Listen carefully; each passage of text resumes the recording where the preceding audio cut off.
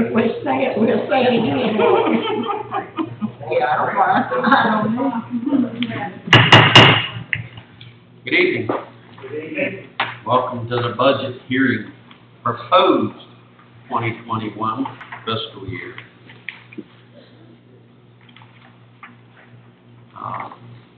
April sitting back? No? Yeah, just a second. All right. Everybody has a copy?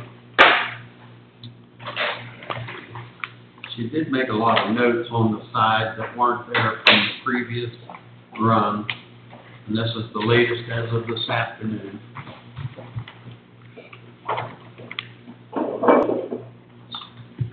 So we use the copy in a notebook, or? Copy on the side, there's more notes than there were on this down on the right. And the page number is at the bottom.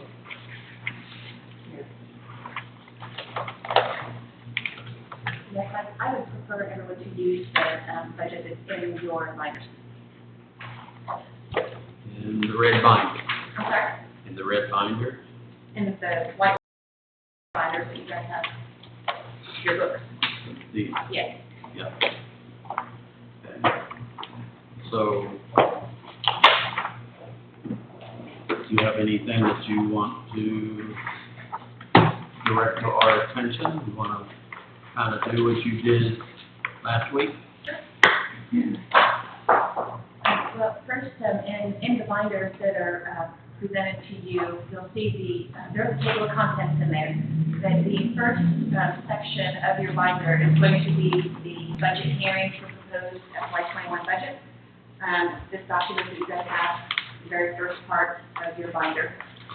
And that's just going to give you kind of an overview of this upcoming year's new budget. It begins by just going into an executive summary, talking about the city of Statham, kind of what some of our goals are as a city and as a community, just highlighting some of the positive attributes that the department have or gearing towards achieving for this upcoming new year. The same thing with the council. So I just kind of broke that up into stronger and safer city of Statham, talking about the highlights of the police department and what that includes in the budget proposal, and then also the city of Statham vision, becoming a live, work, and play city, and how we're moving forward to achieving that also within the budget. So that's just, like I said, an executive summary for you to read. I've also included some on the table for anybody else who's here. And moving on from that document, I just wanted to make sure that everybody knew that we were following Georgia law in the advertising, so I've made copies of all of that within this document as well. And then it moves on and it talks about the city of Statham funds and the different types of funds that we have and what those are, and also a budget, just kind of an overview of the budget. So that's something that you guys can look at after the meeting's over if you want to get a little bit more information, diving a little deeper into each of those different areas of finance.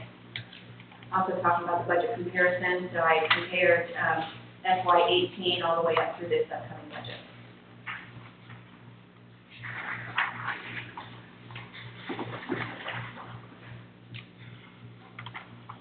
Of course, if anybody has any questions about that document, you're welcome to ask. But if not, we can just kind of start moving right into the actual budget document that is in your binders.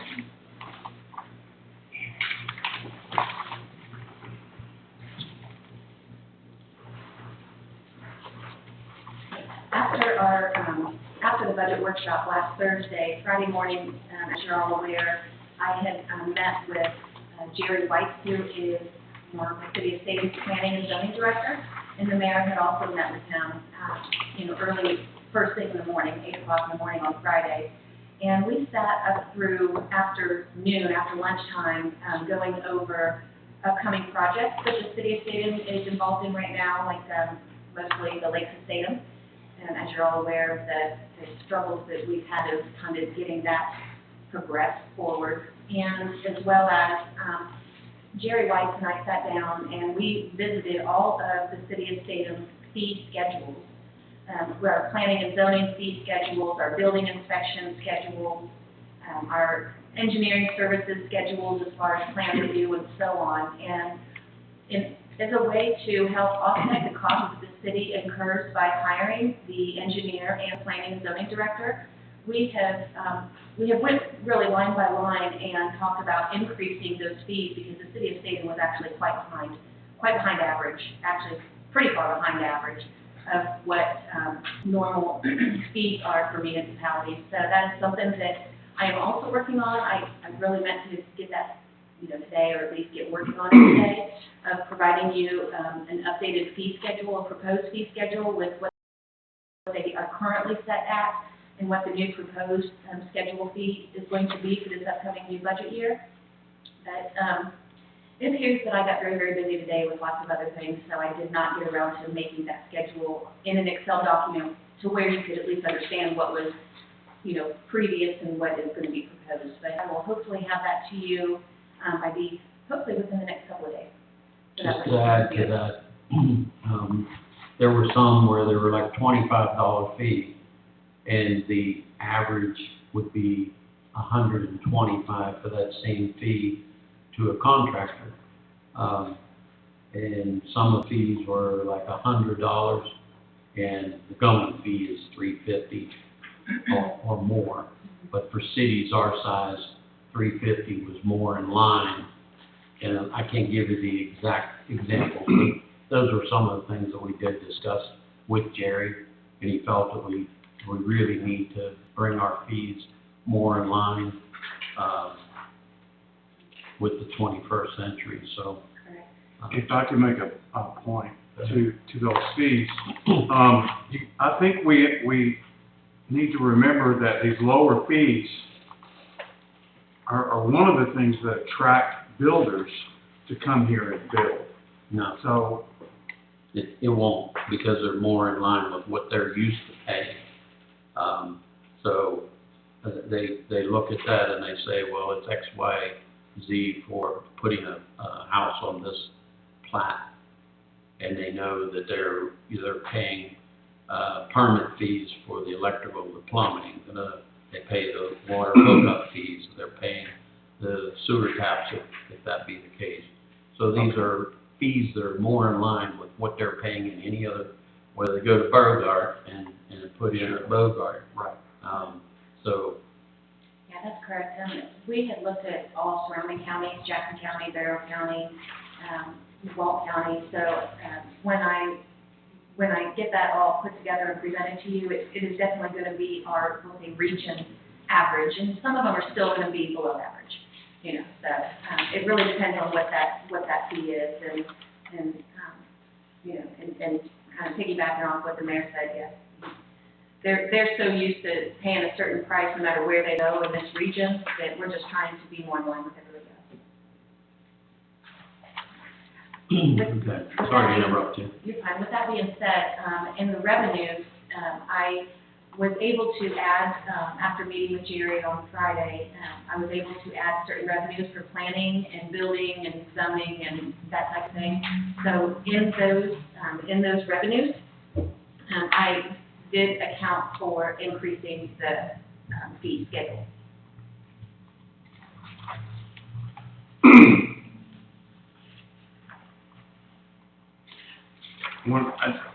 I think we need to bring up another point about the revenues from planning and zoning and building. We're in the middle of a moratorium on building when the coronavirus hit. So that moratorium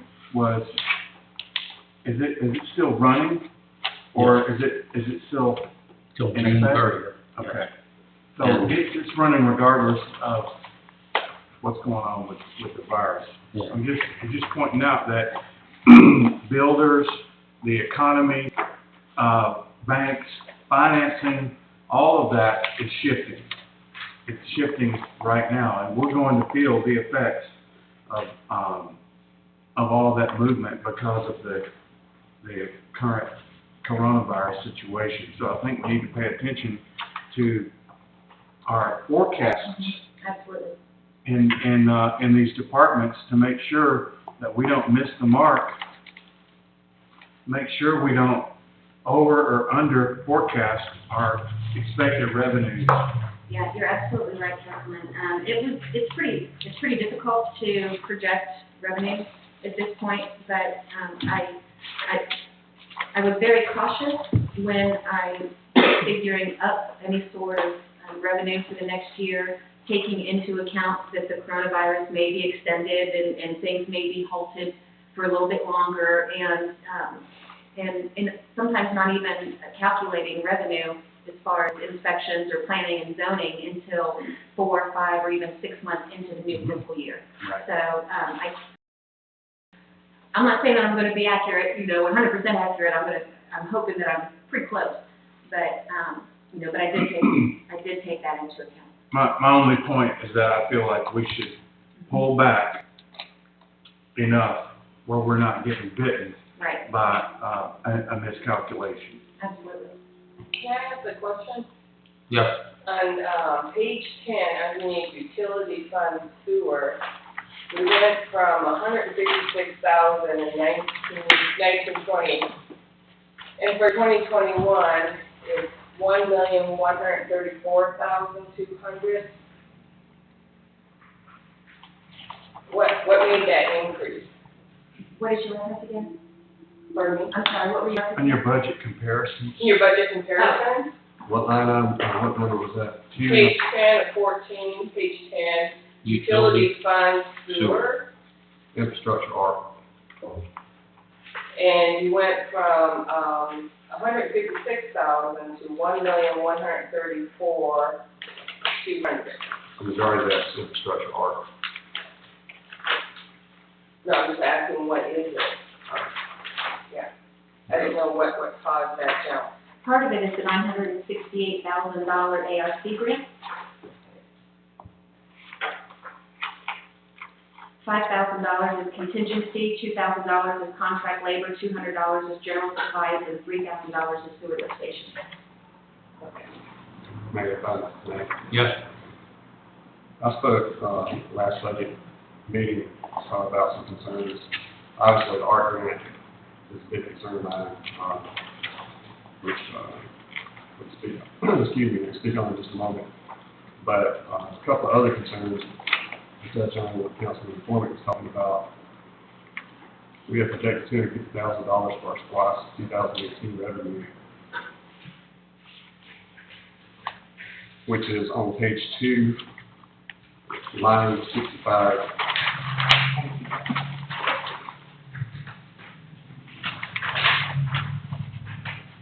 I was told, towards the end of last year,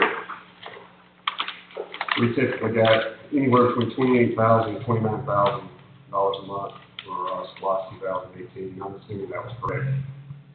But I'm afraid that, given the current predicament that everybody's facing, that our SPLOST revenues for 2018 will considerably be down just because everything's closed and everybody's been staying at home. Now, if you look, you flip over to page 10, I believe it is. Yeah, page 10, line 447 or line 448. So, our SPLOST 2018, my understanding was it was put on the ballot to cover our Series 2012 sewer bonds. So that money goes directly to the payment of the principal and interest for that particular bond. And next year's payment for principal will be $215,000, and the interest will be $109,200 projected. So that gives us, what is that, $324,200, right? So we're already projected $74,200 in the red for SPLOST. that correct? Three.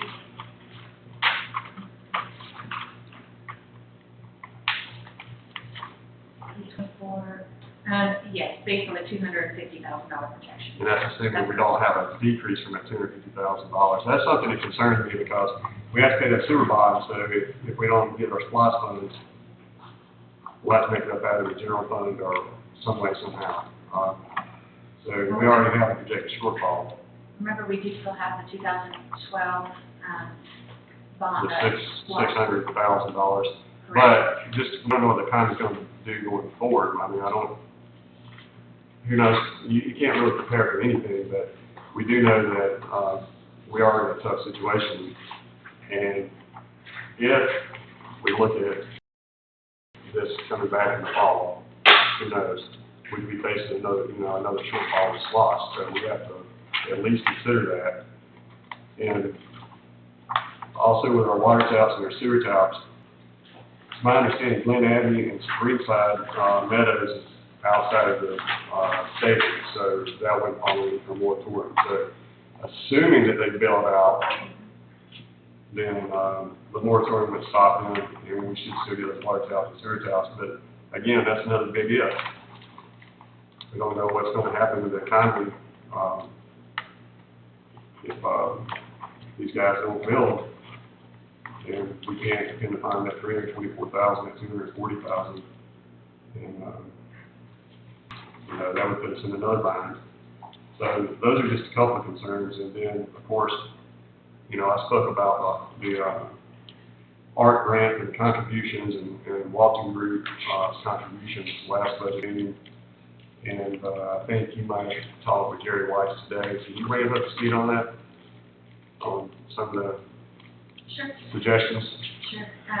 The Friday, again, when I met with Jerry White, we were talking about the planning and zoning issues. We were talking about this grant that we have received from the Appalachian Region Commission, which is shown in your budget as the revenue that we would be receiving and also the expenditure that we would be spending, which ultimately offset each other. However, after speaking with Jerry, I have learned that the same company, it's believed to be the same company that the city of Arcade had been working with on a huge development that they had out there, the Walton Group.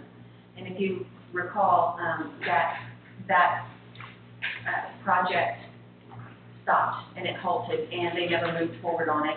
And I think there's a little bit more to that I still need to learn about, but it was suggested that maybe we read the agreement very thoroughly, talk to the city attorney about it, and maybe issue a certain time period for the Walton Group to move forward with the project on their end. The way that it sits now is it's believed to be that the city of Statham pays for any invoices for engineering services, and the city is to be reimbursed from the Walton Group. Currently, I believe we have one, maybe two invoices that have yet to been reimbursed Who? to the city. So at this point, I think it may be wise for the council to look into this a little bit further and maybe push them a little bit faster in getting something done. So, put all of our cards on the table. And maybe at the end of a 30-day period or so, if nothing has been done on their end, moving the project forward, then maybe the city would consider halting the project or stopping the project at this point. Until at least we have a better understanding of, because with the mostly new council and the mayor, then it might be wise to get all the information before we make a decision on where those funds go. Was it 2018 the last time we had any movement on this? 2017 or 18. 2000. It's been several years, which I believe is what happened with the city of Arcade as well. So now it's my understanding it says restricted cash. Yes. So if the council decided not to go with, to push this, I'm assuming a sewer line and a lift station, Yes, sir. then I'm sorry, this is on page 2. It's line, items 81, 82, 83. Thank you. So Would you like me to explain that a little? the council would actually have to vote to use this cash that's in the bank for something other than this grant? Right. Currently, the way that it sits is, with this ARC grant, the ARC provided a grant for $300,000 to the city of Statham. The city of Statham had to match that grant of $310,000, and the Walton Group was going to be putting $358,000 towards the project for a total project cost of $968,000. Now, with that being said, the city has their portion of the project already set aside, and those are restricted funds, meaning that the city has voted on this project probably in 2017, I'm assuming, and had voted to restrict that cash aside for this particular project. So whatever it is that council decides to do, whether we move forward with the project, then the funds are going to be there and they will be already available for this project. But if the council decides to maybe put a stop to this project or just, move on from this project, then the council would need to vote to basically unrestrict those funds because, they've already been allocated for something. Did we ever determine how many current citizens not projected to come in and build? How many current citizens this would benefit? I don't have that number. I'm not very familiar with that area of the project. I don't know how many citizens it would benefit at this point. The manufactured homes that are over there? One reason I asked, we talked about the possibility of drilling a well to get away from this water treatment plant that keeps giving us problems. That's a chunk of money that could be allotted for a well, should we want to do that, that would benefit all citizens. And not including the JIG loan that we spent, was like we're talking about major money has been spent on something we can't even utilize. But I want to ask Ms. Betty, do you remember when this art grant came available in the Walton Group? Do you recall anything about it? What did you bring that money? It's been a long time ago, and I actually think It's been that, a while, but I believe he started talking about it maybe even like earlier than that. I mean, in like 2008 or 9, I believe Yeah. is when it first started being discussed. So it's been a long Yeah, time. Patty and Betty's been here long, so I kind of That was way back, hoping that they might know something. you could pull the minute book and probably find out a good bit.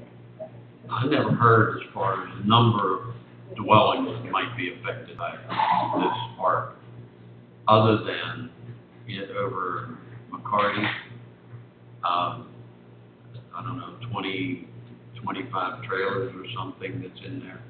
Other than that, nobody's ever put a number that this will benefit X number. Walton Group is supposedly promising to put some kind of multifunction Right. highway commercial. I think they're planning maybe a PUD Yeah. plant or something. As we know of right now, that the 25 mobile homes that it would benefit, is that not private land? So wouldn't it be responsible for whoever owns it to take care of, sewage for these things? I believe that the reason the city of Statham was moving forward with this project is just to improve the quality of life for those residents. The next question I have on this grant, if I've read correctly, the printout from, I believe it was EMI, Yes, sir. it's $310,000 of restricted cash that the city has in the bank. That was for refinancing a sewer bond, is that correct? I read that today. Are we restricted to using that money for a sewer bond since it was refinanced from a sewer bond?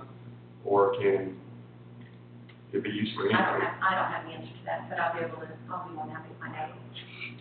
Just because I don't know if there are any restrictions on that. I just wonder if there were any restrictions, or if we had to pay back any money, or was that $310,000 there to be used based upon what we decide to use it for? Yeah, what are the restrictions, basically? Right. Yeah. Right, and I can find that out. I don't know what the other payment this year was made to EMI on behalf of, or we were to be reimbursed by the Walton Group. But last Friday, there was a nearly $8,000 draft off of that. And so that would make the second payment that the Walton Group would owe us. They didn't make the one to us earlier this year. which I just found this out today myself. So they're right now, there's 2 payments they haven't reimbursed us for. The other thing we know is that there's only about 20 or 25 dwellings that would be affected at this point. Everything else is speculation to us, so we will definitely do some more digging into it. Is there not a file on the Walden group around here? There should be. I've been able to pick up bits and pieces, That's what we found. digging We found it. on emails and whatnot from and some other ones that I get copies of. And Susan should know. She was here, I believe, at that time when it started. So, like I said, we can do some more digging this week and see what we can come up with. But it's definitely something I think the council needs to look at and really seriously consider. It's gone on this long, nothing's ever happened, and we definitely don't want to be hamstrung like Arcade. And I believe there's another municipality was in that same, yeah. Yeah, and we still have time to do a little bit more digging, a little bit more research before the next, I guess, public meeting that we have for the budget. And then that way, I think we should have it all hopefully by then, at least for you to be able to make a decision on what to move forward with in the budget. Whether we want to keep it in there the way that it is now, or do we want to completely remove that from the budget? Mayor, I have one other question on revenues, or one other comment. On page 1, item number 3, class 2012. It's my understanding we currently have $692,185 in that fund, Correct. and that's actual money in the bank. Yes, sir. Yeah, it's in a money market, I believe. I believe it's in a special fund where, so you have to write a check, you're out against that, and for a specific reason. If we use that to pay on our 2012 sewer bond, would that lower some of our interest? If we paid on that with that money? If it's just, we're paying far more interest on the sewer bond than we would ever get in return for this money sitting in a bank. I would love to find the documentation for that 2012 that bond, just to read what the agreement is and really who it's with. Just to get more information about it, because if we could use, because that's what that money is there for anyway. It is sitting there to pay for the 2012 bond. So if we could use that money and, like Councilman Medical said, use that fund to lower our interest and pay just on the principal of that loan, we might be able to save quite a bit of money. Yeah, because on page 10, item 448, which we looked at earlier, the interest alone next year is projected on that bond is projected to be $109,200. Yep, $109,200 in interest. Yeah, we've got to figure out a way to get that thing paid off. And if you look at the principal is, if the interest is basically half of what the principal payment would be, which is, that's, my mom called 2-for-1 money. So, I mean, to me, it just makes sense that if that money's set in the bank and it's already, restricted to use on the sewer bond, if we can use it and lower our interest, then, that's less money the city's having to pay, just basically giving away money. So, something to look at. That's all I have on revenues. Yeah, so our sewer bond money's going to interest when it shouldn't be. Because we're paying quarterly, I believe, We're paying twice a year. twice a year. So, if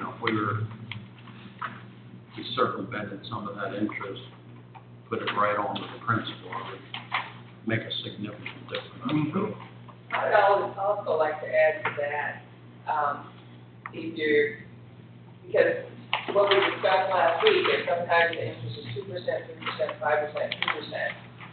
You want to look at a couple of things is, instead of making a payment twice a year, according to what they're asking you, can you make monthly payments? Because that can go on the front side of your principal versus just stating that interest payment. And the only other thing I would caution is because it is SLOSS, money sitting in the bank, if you have a shortfall this year of your SLOSS, you pay for that SLOSS, make sure you have some revenue left in there to pay for your shortfall. Because otherwise, you're gonna be hitting your general to pay your SLOSS, and then SLOSS has to pay back general. And this loan is until 2032, unless you pay it off earlier. But I would definitely look at, instead of 2 payments a year, making, however you obtain your revenue from the state for SLOSS, making those payments more frequent. Anybody have any other questions about the revenue?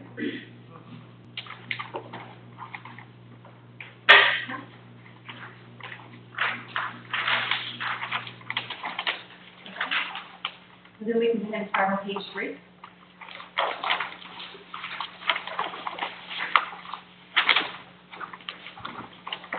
Beginning with page 3 is the legislative department, and that is the mayor and council department. When I told you that went ahead and added that new for this year.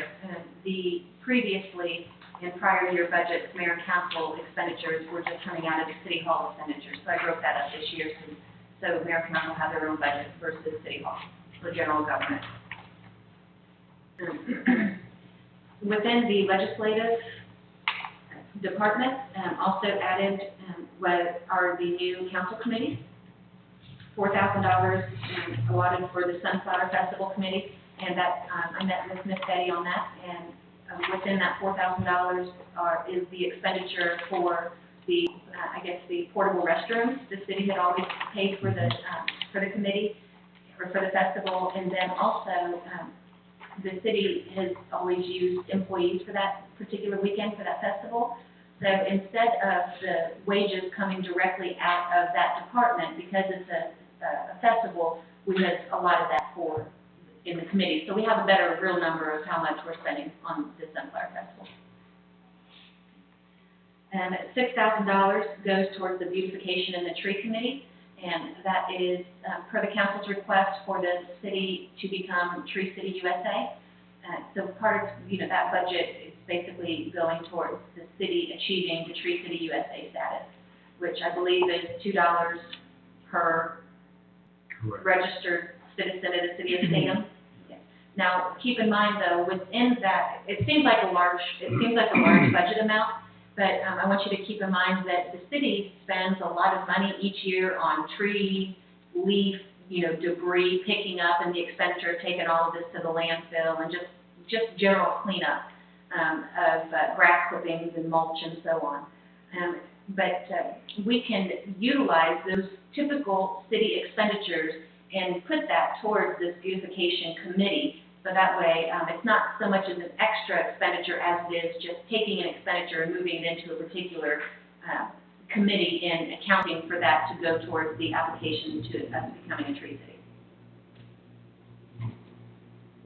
I think the tree committee was gonna ask for more money, because if that only covers for becoming a tree city, it doesn't, there's no planting of trees, unless that's gonna come out of another line item. But last year it came out of the tree committee for, to maintain the trees we're taking down, to replace them, and the mulch and other avenues that we had. And I thought that was gonna be around, I thought the number we were looking at was gonna be like 10,000.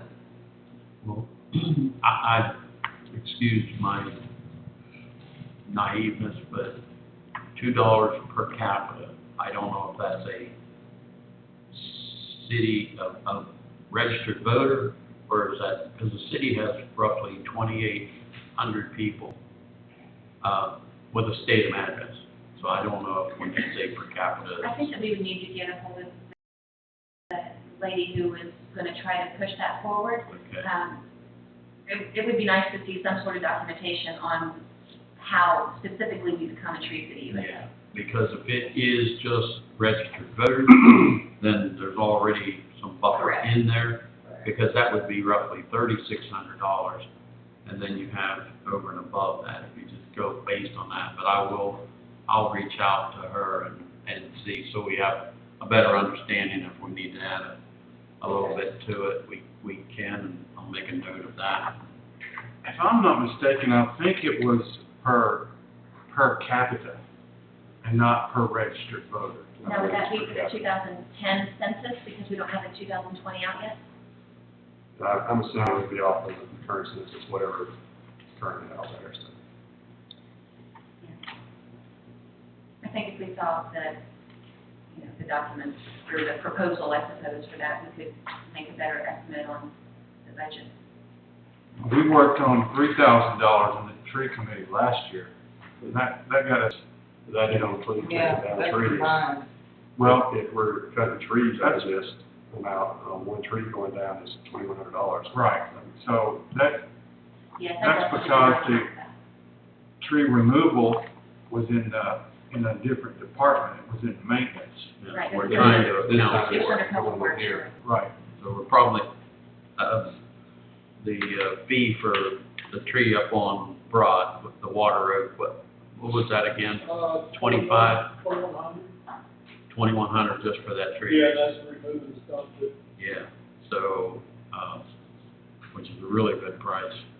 I was expecting 3,000 to 4,000 for that monster, but And then shredded that one in the alleyway, was 1,800. yeah. So So we that's probably do need to 3,900 there. add some to that. But I'll get more detail on that for next time as well. So did we move that into the tree and beautification? Those items? That they will be, because it'll be all part of that, so, yeah, we bumped that, because it was 3,000. Mm-hmm. So we bumped that up, thinking that was going to be enough for 2 per, but we're gonna probably have to bump that up a little bit more too. So it's kind of self-sustaining, even though the city is putting the bill for it, you've got accountability. Sure. So it's not just somebody calls and said, hey, can you come do this? It's gonna be, it's gonna be tracked. If tree removal or stump removal does not count, we'll say, towards becoming tree city, then we could always just keep that line item under the public works. Yeah. The way it was. The way it was. Yeah. We'll find. I think until we read what all that includes, I'll look it up and we'll figure out what, And I think I have something that she sent to me too on that. we can look that up on those, I'll look that up.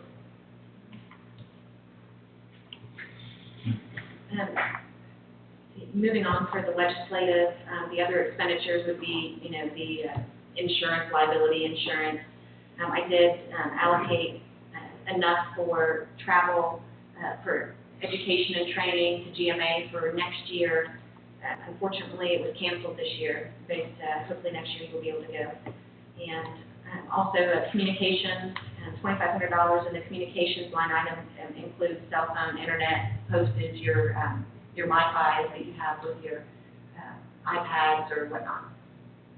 So for legislative for the upcoming budget, $83,650. I have a question. yes, ma'am. For mayor and council, why would we be listing $300? I know it says shirts. Why would we need uniforms? You don't, I just thought that maybe you would like to have a City of Statham t-shirt. Especially if you're going to a GMA or going to conventions or whatnot. It's up to you. I figured $50 per person.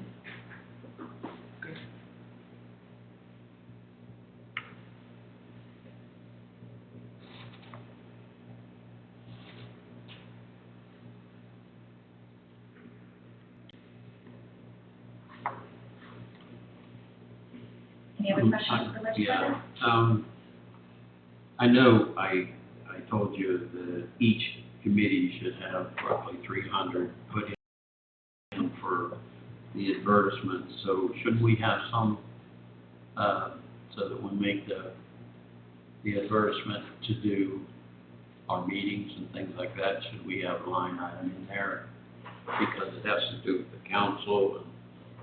Do you mean if, like, say, the holiday committee advertises that they're having a meeting? Right. No, I would just allocate that directly to the holiday committee and, No, but for the council. As oh, part of under the council. advertisement? Yeah, So so, honestly, I could make that inactive, because the council themselves would not be advertising anything specifically. It's just a line item that's pretty much in every department. okay, so just make it inactive. I can make it inactive. I have a question. Going back up to, travel, which is line 108, and, you know, we canceled the GMA convention got canceled. Yes. So,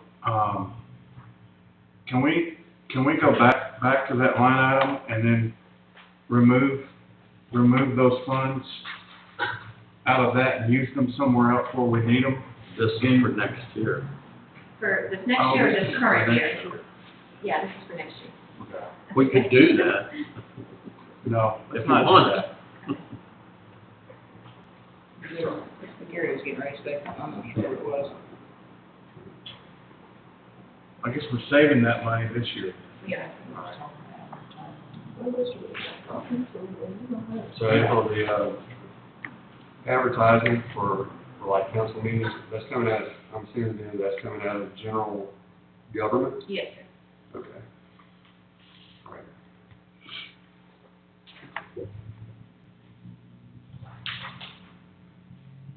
You know, with your permission, I would go ahead and inactivate printing and binding, also under legislative.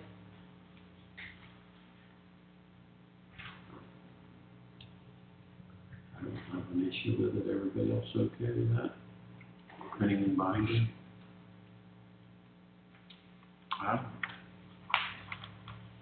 Where is it now? Right underneath the That's on line 107. You got line item advertising, printing and binding. Mm-hmm. Need to inactivate both of those.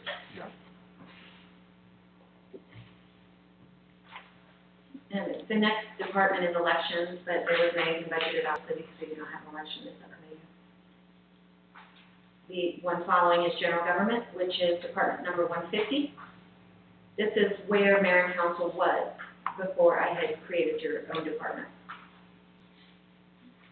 And you'll notice in the notes that I have included information on where the salaries are going for the 4 full-time employees.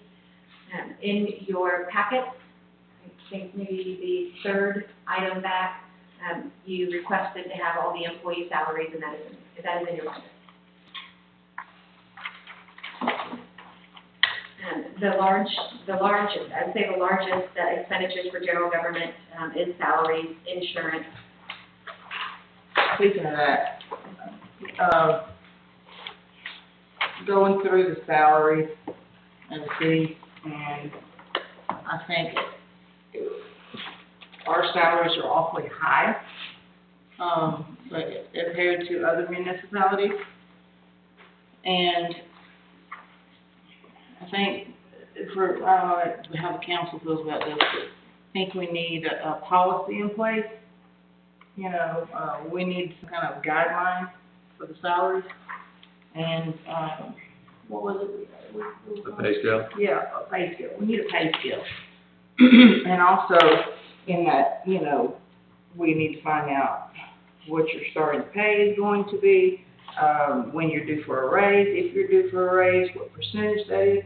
Because people complained about when Chief Johnson was here, about giving, I don't know, somebody, he got $10,000 raise. So instead of that happening, and one person is not paid the fair amount that somebody else was gonna get paid, or whatever the case is, I think that what I've looked at salaries, we sure are paying an awful lot of money out. So, it's more of a comment, it's not a question. Because we have to get a grasp on salaries. I don't know how everybody else feels about it. There was a pay scale floating around at one point, previously, from a previous council and mayor. They kind of set out, I guess it was a recommendation, I don't know if it became the official pay scale, but I did see a pay scale that kind of set out what, each job would be paid, and then, of course, years of service as you go up. So it was like from what I remember seeing of it, it was a starting salary for a particular job. And then, I guess, years of service based on inflationary rates, I suppose. And then, instead of kind of have a top-out scale, much like a lot of companies and governments have. One good resource to start with, I think, would be the DCA wage study. You can look on there for like size cities and see what other cities are starting and paying their employees for particular job duties. But, you know, that's something that I think it would take some time to work it out. But we're gonna be, you know, every year we've gotta come back to the table and do the exact same thing. And then if we're not careful, we're just gonna get out of our grasp very quickly. Very quickly. And sooner we can take that into consideration, the better. Well, in the past, raises were given as to who you were, not what you're doing. And I think those two down there should agree with me. That's how it happened. That it got out of hand. Oh, Well, some's out of hand, yeah. right. And I know recently we've just brought one or two up because they were way down, but raises were not given as to what you're doing, what your job description was. It was kind of like who you were. Right. That's not right either. No, it's not. So, no, we do definitely need a pay scale to bring everybody in line and have them, put them where they need to be. Because eventually, like, you will tap out. You will tap out. And then what then? Somebody's gonna complain they're not getting their fair share of a raise? Well, if you are, you know, you Well, we start. had two people sitting in here in the office, they're still here. There was about a $3 or $4 difference in their pay scale. But they could do the same thing, and they were doing the same thing. Right, No, that's not right either. yeah. Yeah, I agree. So I think we need to get something in line, and if we don't all agree, we can sit here and hash it out and come to something that everybody can live with. That's what he Because said. we got a great bunch of employees around here, Yeah, and we need to keep them. yeah, but everything has to be fair. Well, it does, and it's not been fair in the past. Okay, that was, because I was gonna bring it up in every area that we ran into, but I'm not gonna do that. I'm not gonna say that. No, and, I mean, everybody knows, you know, who's who, and, but again, a lot of that was not brought before us. It was done, and we knew about it later. That's all I have on that.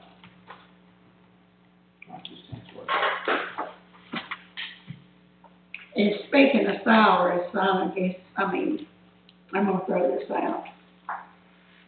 And then I might be quiet, who knows? But, and I know we're working our way down to the police department. Where did the K-9 salary get put in? I can't find that nowhere. That we owe Johnny Wood, and it was promised to him in a meeting by Thomas Mitchell. My understanding was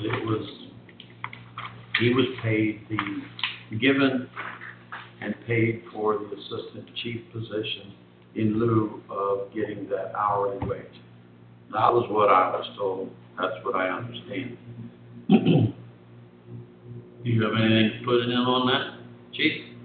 No, sir, I was on the same understanding as well. And right now it's, I guess, pending in litigation, so we can't really discuss a whole lot, but that's why it was not done. Well, I know the One last way. time that I questioned it, I was told by Sanford that Thomas was looking into it. And when it first came up, somebody asked the question up here, do we have to pay it? And Thomas said, yes, you certainly do. We have to give it to him. And you can go back and pull the videos and look at it. And then Ma got a hold of it and it laid and it was never nothing done. And after he left, and he was forced to have to kind of do like I did, get an attorney to defend himself. Which that's something else we need to put in this budget, is something to cover us. If we sitting up here serving the public, then we shouldn't have to hire our own attorney when we're already paying one. We shouldn't have to go out here and hire one to stand up for us out of our pockets, so, you know. That kind of brings us to, I'm assuming it's item 104, property liability issues. It has Germa out to the side. This is on page 3.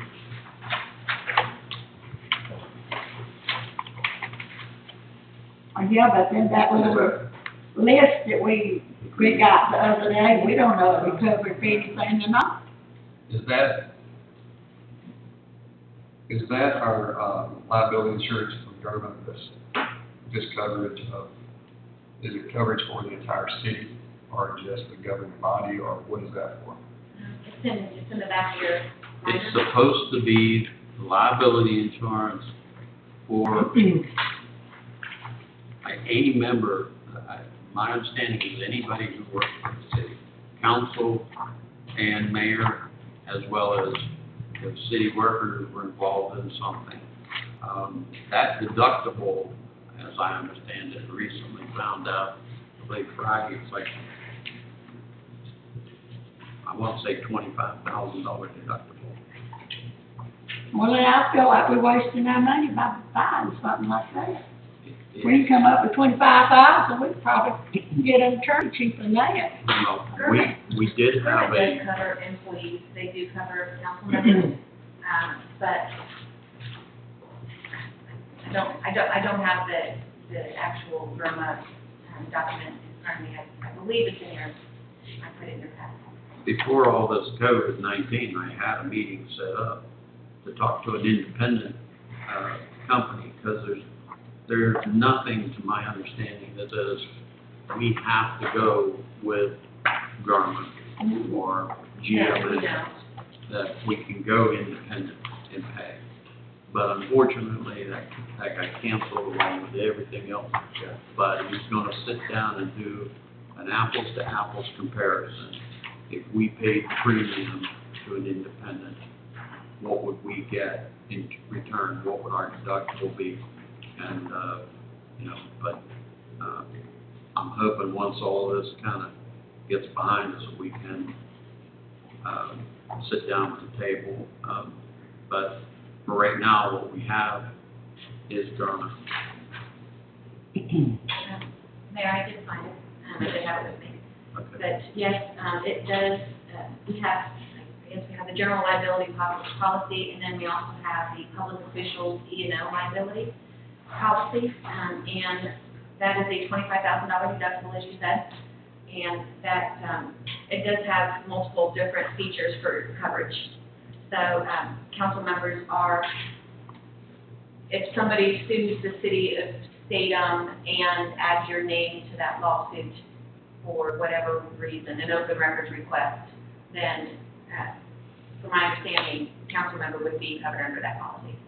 I spoke to a lady on the phone, Susan set it up for me, probably a couple of weeks ago, and I asked her about that. She said it was case by case, that, you may be covered, you may not be covered. So,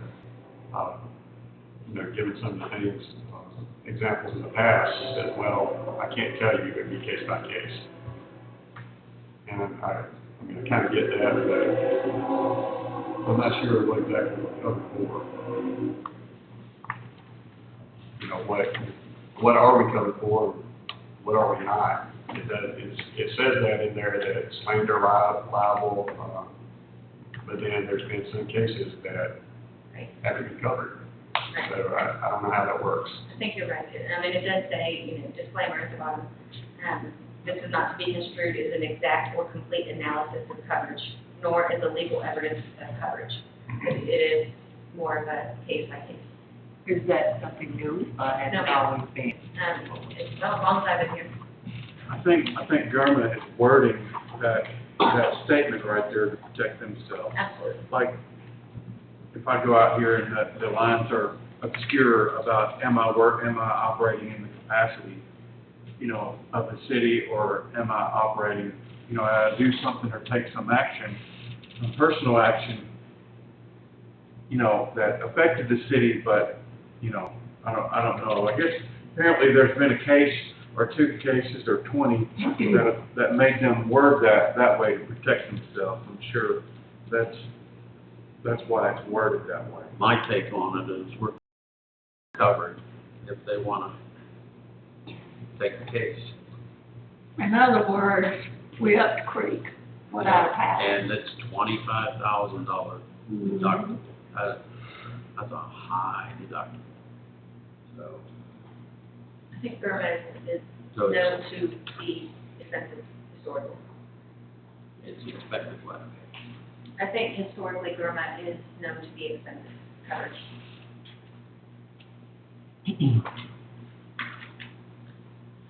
But we did, I believe, just renew the term.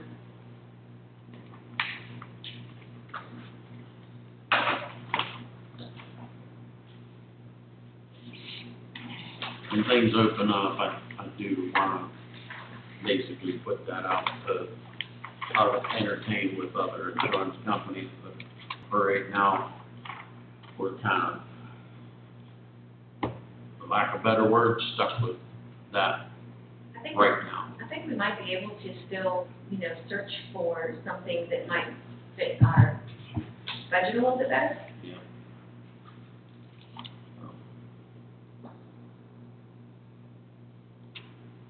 So now, right now, we still don't know if Johnny gets his K-9 pay after we all gave our word that night that we would get it. Yeah. So who's handling it, Thomas or this new attorney or? It's being turned over from Attorney Mitchell to Attorney Campbell. At this point, I don't know where it's at in that negotiation, but, I do know that is right now in the hands of Attorney Campbell. And he is looking into what our liability is on that, without going any further on All right.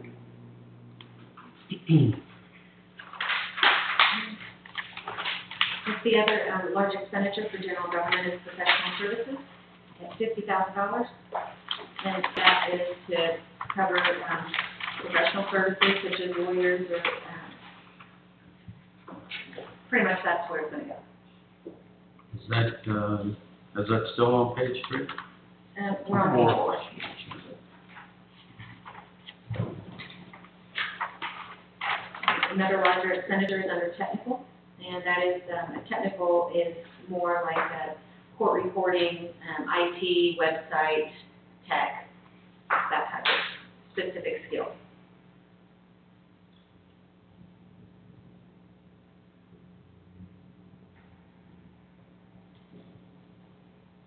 Actually, I just kind of noticed probably a mistake on my end. Line 145, the official E&O insurance, that's actually, I should change that account number and put that under legislative because that is specific to marijuana. So I will move that before the next meeting. Which one is, I'm sorry? Line 145, officials E&O insurance. Okay. You're gonna move that to? I need to move that to 110 versus 150.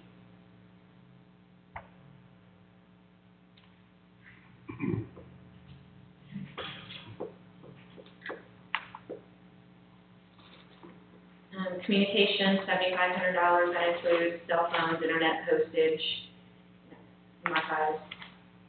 Advertising, I put $3,500 in the budget for advertising, for meeting advertising, any new position advertising, HR, so on. The travel and dues and fees, again, that's GMA, Chamber of Commerce, expenses, dues and fees, professional memberships, and then also bank, any sort of bank fees or merch fees would also go under dues and fees.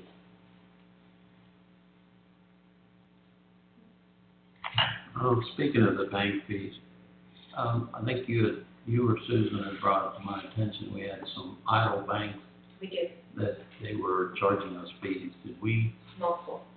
get rid of those? I have not. Okay, I'll check. There was nothing in them. They were inactive, Yes, multiple. and they were charging us We might a fee every maybe month. $8 a month for an inactive fee, or $5 a month for an inactive fee, and some of the accounts hadn't been touched since 2017. So it may have only been $190, but that's $190. So I think that we need to, or maybe the mayor needs to go to the bank and see about either getting refunded those fees, or maybe moving our accounts to where we're not incurring any of those fees or charges. Under, let's see, general government, line 174 is buildings and building improvements. And I allocated $30,000 for city hall improvements.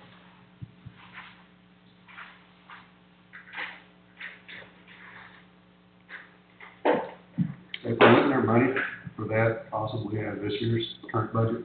I'm sorry? Isn't there money for that currently in this year's budget? There is some left over.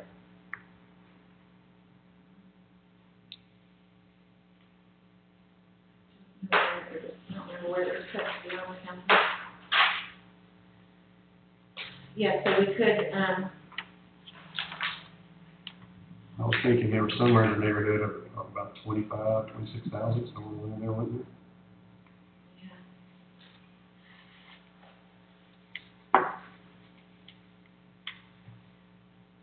let's see, there is about 20,000. That's in the line 137. There's $23,400 allocated, and we spent $2,800.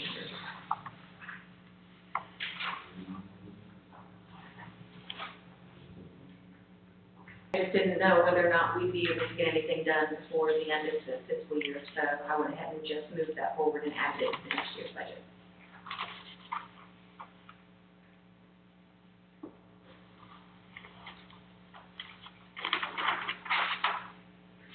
And on page 4, line 177, Yes, sir. how soon do you think we'll be able to turn off the support for QS1? At least not until the next audit is completed.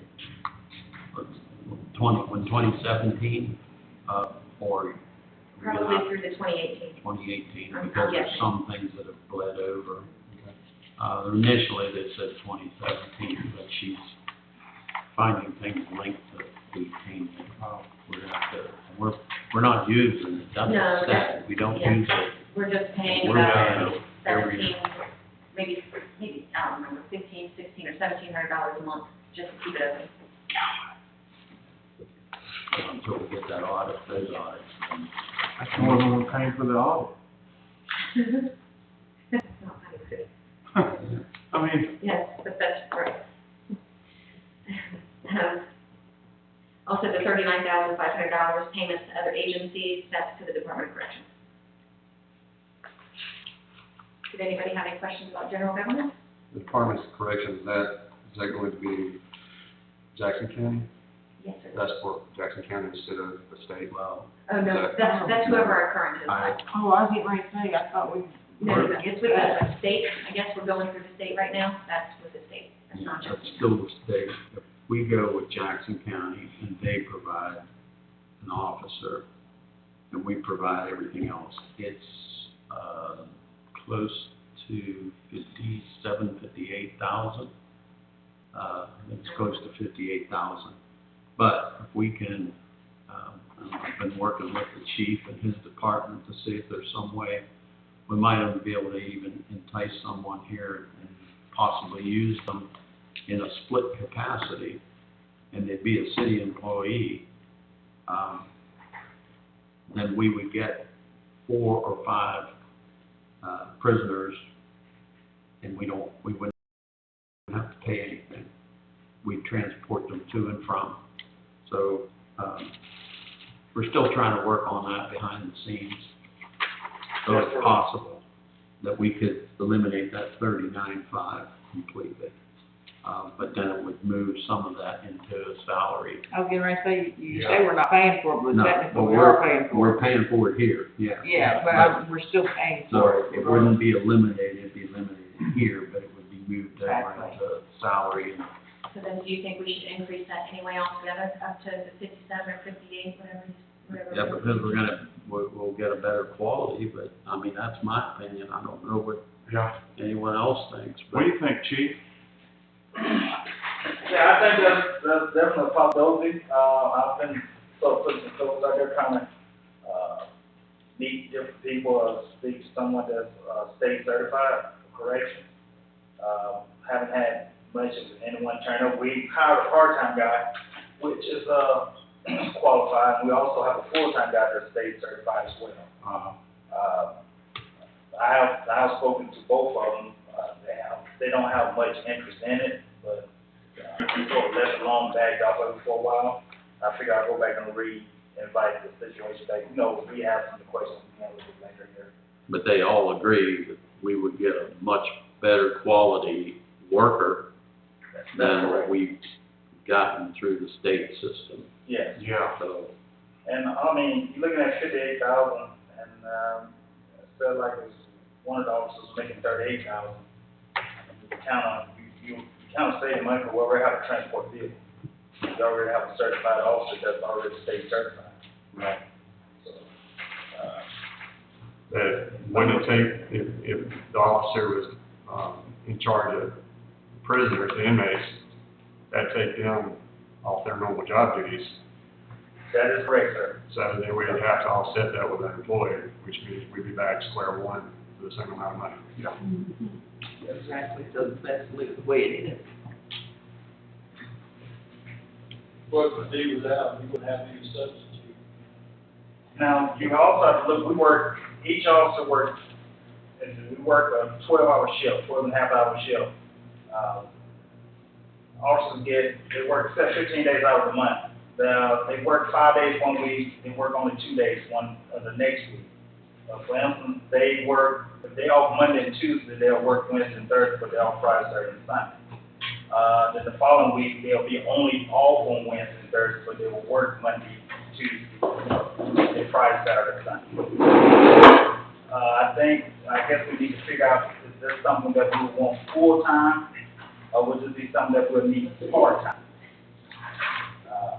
If you did part-time, that's a possibility, we probably can have officers to do that full-time. Of course, I would say you'll need a definitely full-time person to do it. what I'm looking for, I think the city would be better off, is even if we did that on a part-time basis, to get a better quality of worker that I think would be more trustworthy. I mean, in the past, I've seen hide and go seek in this town. Nobody's looking, and prison help is going up and down alleys, and you look around, that wouldn't happen. I think there's things that we could utilize them for. I think I've already said, be able to help spruce up the community centers and new coat of paint on things and clean up the parks and make sure that they're presentable. My goal is not to rent just this community center, but any one of the 3 community centers, and there's no reason we can't. We should take pride in our community centers, and so to get, even if we had to go 58,000 in this line item budget, and then we would bring someone on board. As long as we meet that criteria, they said that they would release the prisoners in our custody, and they would be brought back the van would be kept here instead of driving it extra miles over to, Beaufort. And that's where it's sitting right now. It's been sitting there for over 2 months. So I think it would be a better way of doing it, but that's only my input. You all are the ones that make that call, but, 39.5 is what we're paying now. And who's to say that they don't come back and say, well, this year if you do the contract, it's 42 or it's 45. Right. You don't know what the state's gonna wanna do, so it could wind up more. But I haven't talked to them. They did give us a credit this month because they only worked, 7 days or something like that out of the whole month, of March, so they credit us back and we only paid, a fraction of what we would have paid for the month, so. Chief? Yes. Mayor, something else you may want to think about, I don't think we have no ads out. Like posting it, like the newspapers or whatever, that we have open. I'm actually looking at trying to communicate with people that I've met or know, but maybe we should put an ad out and see who will bite on. And we can put together, the city can put together a figure, between this amount and that amount. We can put together a figure. And probably could still, I'm pretty sure probably still come up under what it would cost the state to charge. We've really struggled, in the past with the prison work detail. And, Sam, you know, a lot of times it depends largely in part on who is driving the van, who is in charge of the prisoners. Almost You remember invariably, Davis and that was the last good guard we had, and that's been. every single time, it's always boiled down to not the prisoner's fault. They're doing what prisoners do. You know what I mean? I pulled up here one morning at 7:30, 8 o'clock. They pulled in right behind me, and they all jumped out. They took their shirts off. They were like bumming cigarettes. I mean, let me get a light, bro. I mean, it was just, they were running rampant over the city. And the guard they really didn't even care.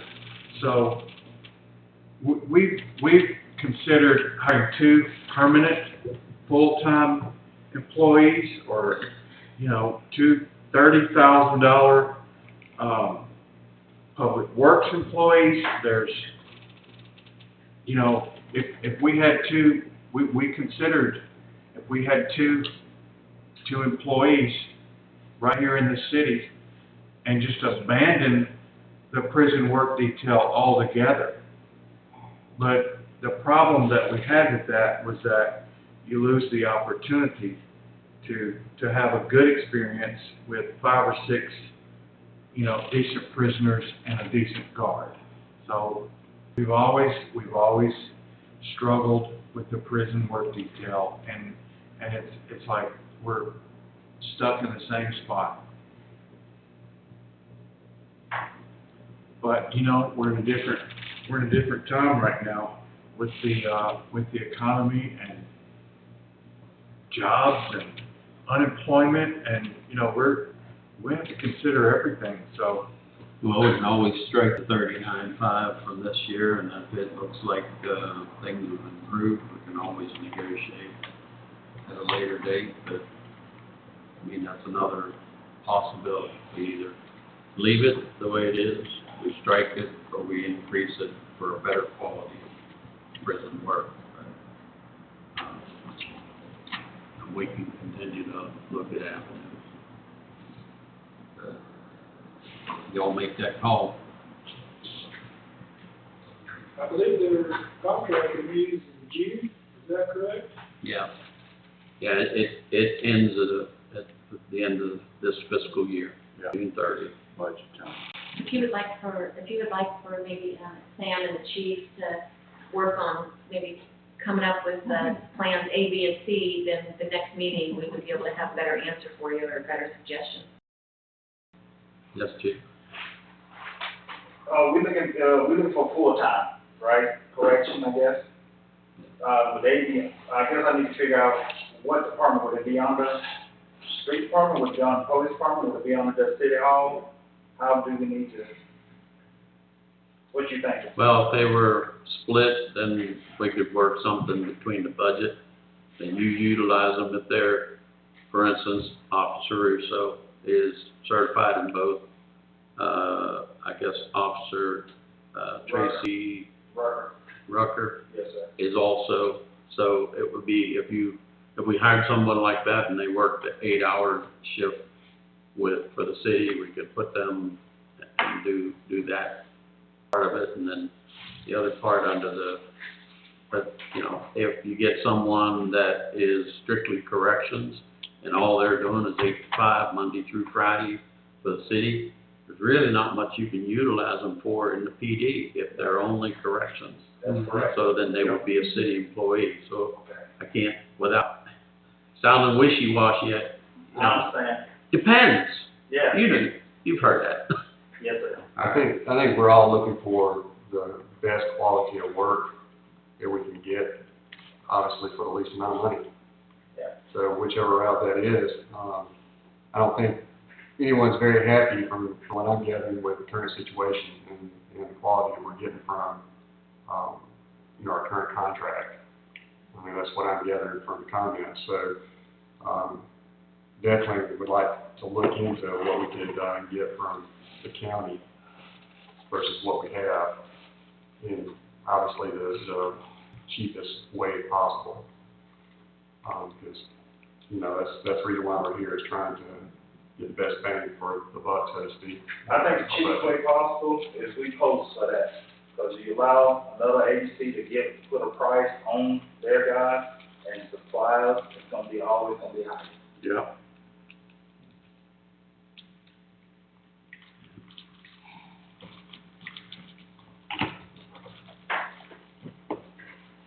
Guess we'll save that So we leaving it for right for now? next time. I think until we get some idea of what it costs. Right. And of course, if we decided that we wanted to advertise, we'd have to set a salary, a starting salary of what we expect this person to work for. And what their job duties, job description would be for that salary, before we can say whether it would be better to hire in-house versus, using, a correction officer from the county. Then we can compare the two. So I think for now, we don't have enough information to say yes or no. No. Let's just table it, get some more information, and then make a decision once we have, all the information we need. Okay.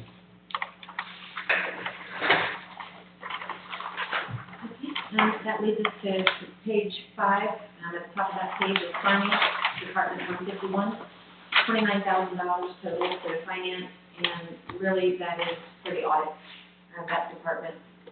And then under the accounting for $1,000, that's just really for payroll processing, checks, and those types of items. I calculated 2 years of audits in that $28,000. 2 years, okay. Yes, sir.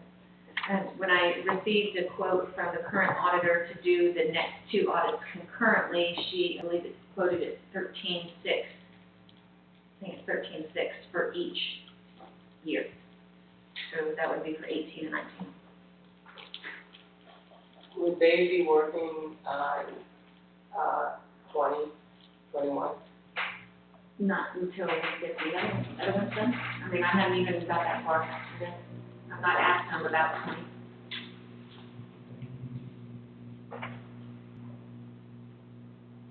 Okay. And the following department is court. That's department number 265. If you have any questions, I would ask Tracy. Is that a split It is split salary. That's part of your salary. Yeah, my salary is split between the two. But then the rest of the salary from the judge, solicitor, defense, The indigent defense yeah, attorney. and the defense attorney. Yes. And then all of the other expenditures are fines and payments to, Surcharges. Surcharges to other Through the municipalities. fines that we collect.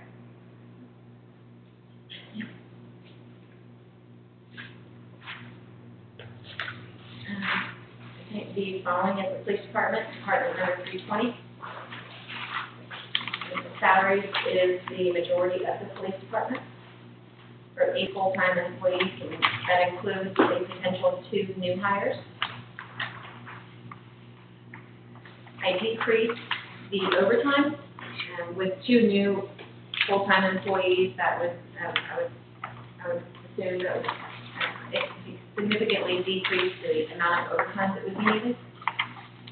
And with 2 new employees, obviously the group health insurance would go up, the deferred comp would increase, the peace officer's annuity would increase, workers' comp and so on. Everything that comes with hiring employees, all those benefits. There is a $9,500 expenditure for technical, and that goes to allocate their online body camera storage, and this is also in reference to businesses or companies with specific knowledge and skills, court reporting, IT, website tech. I also have in here water testing because that is also considered technical under the water department. I thought maybe that should be waterboarding. No, not water reporting. You don't do that. Oh. Let's not tell anybody. We've got $6,500 for repairs and maintenance for vehicles and equipment. And communications, $16,500. That's the police department cell phones, internet postage. And that also includes 3 new radios that the department is in need of. The radios are about $2,500 a piece. $3,500 a piece.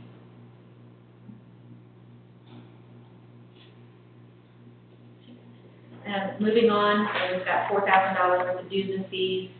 We've added $4,000 worth of education and training for this upcoming new year. It has been very important to Chief Underwood that we've set aside a little bit for more training for the officers that they have been requesting to go to new training, updated training, and so on. $3,800 in utilities for this year. We've got $15,000 in gas, $4,500 in uniforms for this upcoming year. That also includes any new vests that they need to buy. One new expenditure that you will notice in the police department is police stations and buildings rent, which is line number 273. And that is with the move of the police department from our old building into the new building. We now have to pay $1,600 a month in rent.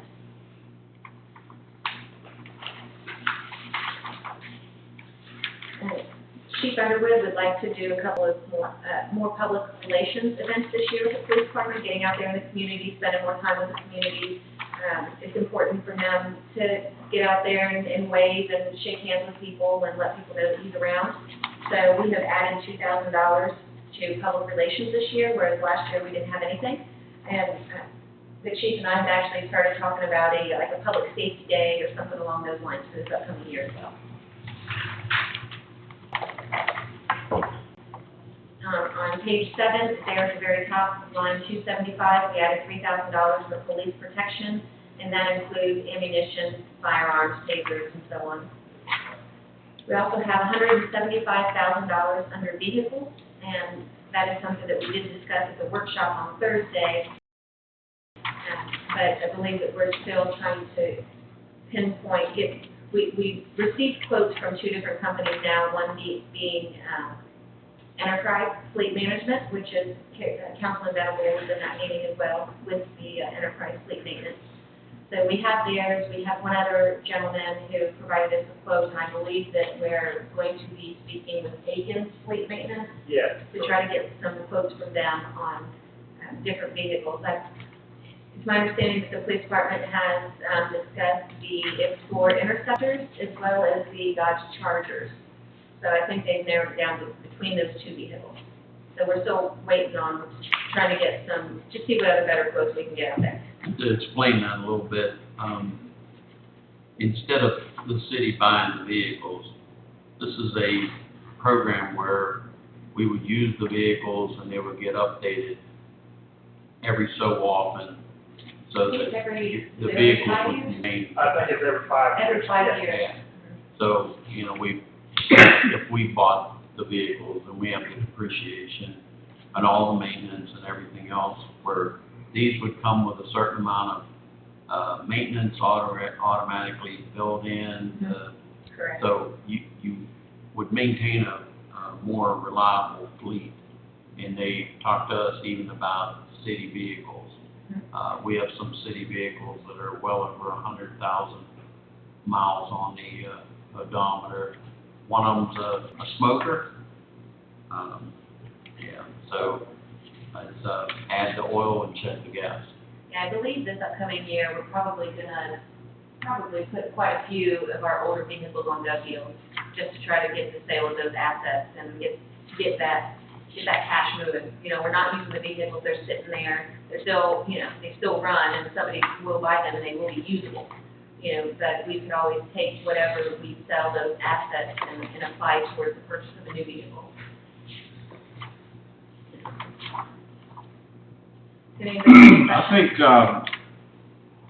I think given the, budget, the difference between, last year and this year, it's a pretty big number. We're going from 455,000 last year to, 800,000 projected this year. And I don't know if we can do that, at least the cars, given the current situation, we're not gonna have, we may not have the funds to do that. I'm interested in pulling back a little bit and squeezing more work out of what we currently have, given the situation that everybody's facing this year, with the virus, and maybe doing this further on down the road, because I just have a hard time with a $350,000 increase in any department. The police cars, they're only allowed to put so many miles on them if you're not owned, aren't they? I don't know. Chief, Yes, ma'am? what's the mileage rate on them driving those police cars? What's the value? What's the mileage is there? Mileage? If you lease them, or To when you're using them, what? before you have to, take them off the road? Well, we pushing anywhere between 80 to 100,000 miles. You can get 100,000 miles out of them. That's not too bad. Once they get 100,000 miles, you kind of want to look at changing them, because then your maintenance bill goes sky high due to the constant driving of the idling of whatever it may be. I think what she was wanting to know, is there a cap? Is there a regulatory, say, if you got a police vehicle, it can go over a certain No, rate? no, We still got a Crown Vic. Sir? We still got a Crown Vic. Well, two. Yeah, That's right. Yeah, we got two, and both of them are pushing almost 110,000 miles. Right. Would you make it go out of town, ain't it? I would.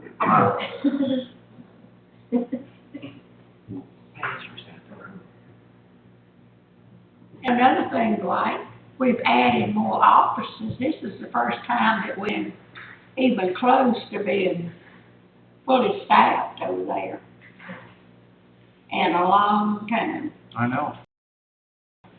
So that will make up for some of your difference. Yeah. Yeah, and you have to think as well, that's like Ms.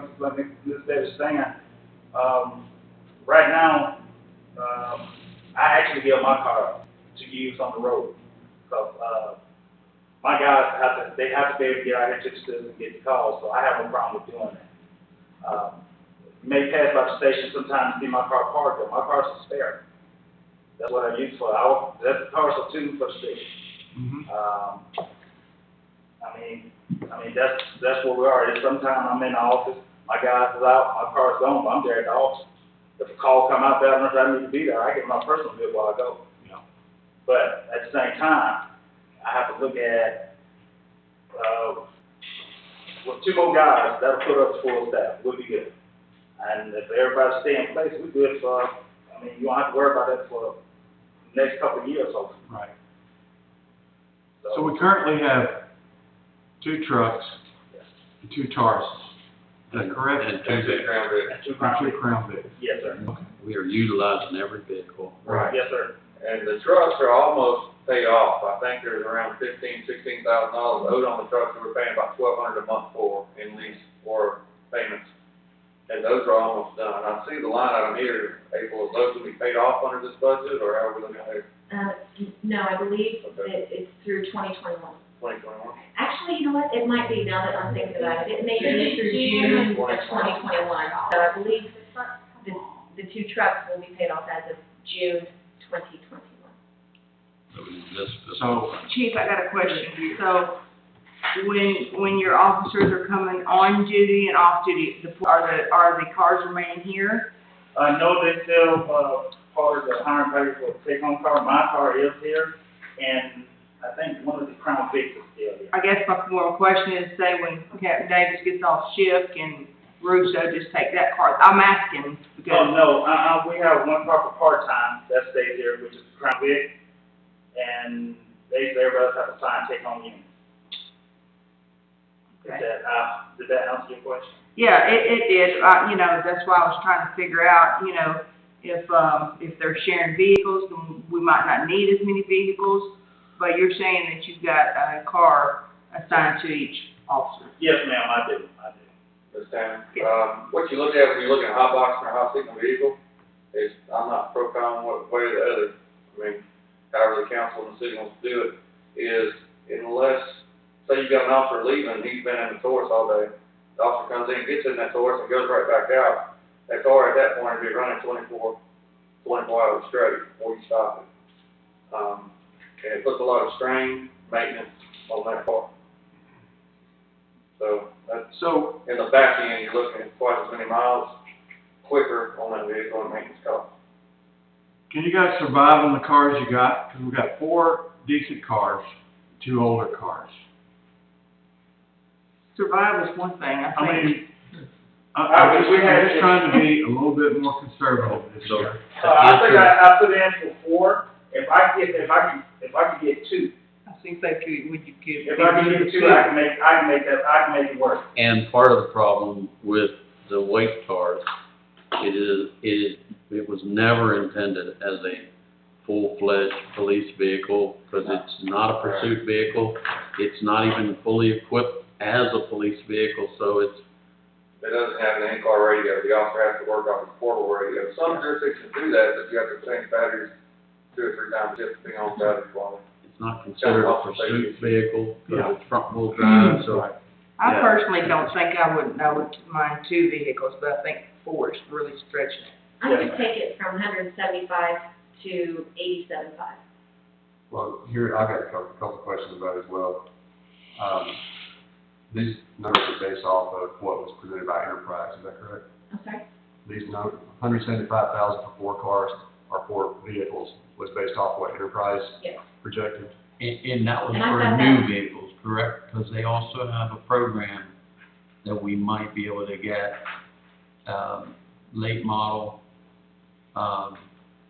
vehicle that's not high mileage as an option. Do I remember that I correctly? believe so, but I think one of the good things about going with the enterprise fleet, or maybe another fleet maintenance organization too, is that we would lease these vehicles. We would be paying monthly payments like we are now. And at the end of, we'll say, the 5-year lease, say we have equity in that vehicle, say we've got $10,000 worth of equity, they would actually pay us that equity to be able to be used for the next set of fleet that we would purchase.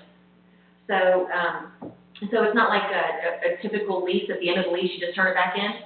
at the end of the lease, if there's equity, they give us that equity, and we can apply that to another vehicle. And that's based on what they think that they could get for that vehicle resale, correct? Or, In their program too, they have people that sit there day in and day out, and it's the opportunity to get a better deal at year 4 versus year 5. They're gonna call us and say, hey, if we can do this now, you're gonna get $15,000 equity versus 10. But I do want to point out that if I were to just break up that 175 and divide that by 4 vehicles, that'd be 43,750 per vehicle. That would not be the Explorer Interceptors, that would be the Chargers. Because the Interceptors were about $10,000 more, the Explorers, the SUV packages were about $10,000 more. This was actually for the Chargers. Or maybe it was 1 Charger and 1 Interceptor. Yeah. That's what it was. We were doing one Interceptor and 1 Charger. I would like to see, competitive bids, not just enterprise. And then, the other thing too is, I'm working on the assumption that we wouldn't be paying the full $175,000 out of 1 year. No, it wouldn't. Now, that would just be if we did a cash option type of thing. That technically is kind of inflating that budget It anyway. is definitely inflating it, because we would be making payments over the course of the next 5 years, so I would, Why did you do that? because I wanted you guys to know what you'd be actually spending for the vehicle. Because you may have decided that you just wanted to get a cash option, because they do have cash options available. Yeah, I don't know if I would, I don't know if I would want to go with a used vehicle. We have used vehicles, I mean, Right. Now, when you're. that I'm sure are properly maintained. Yeah, but when you're dealing with police-driven vehicles, they're driven different than. It's like buying a Jeep, you don't know what you're buying. Right. Some people cruise in a Jeep and just have a good time, and then some ride it through rocks and they're pretty hard on it. Right. So, I think it's kind of a big thing. So if you went with 2 vehicles based upon this price, then your monthly payment would be about $1,460, if I did my math If correctly. we stuck with about the same type of thing that we're doing now with the 2 F-150s, So, yes, you I think we're multiply paying that out by 1,300 a month. and multiply that out by 12, it comes out to about 17,500, I believe. Yeah, I think that'd be good. 17,000 instead of 175. Yeah, Right. so about, Sounds a lot better. That so sounds about like a better deal. $18,000 per year if you budgeted 5 years, Right. 60 months. Please So if you put the double lease- check that and make sure that's Yeah, right. you got it. Yeah, I mean, that would, of course, depend on 1460 interest and all times that. 12, is that what you're looking at? Yeah. If you have multiple bids, and then you have a 17,000. cash option amount, and then you have an option of what we pay for credit, that would help us to really look at hard facts. Yeah, because I believe the chief's current vehicle, we paid cash for last year. Yeah. Okay.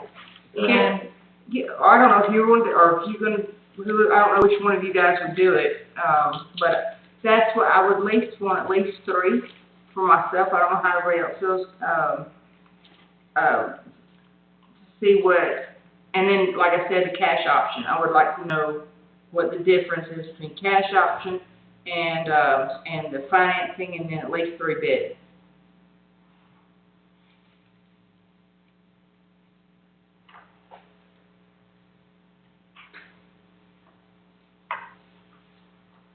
So leasing 2 vehicles, I calculated at 17,520. Is that a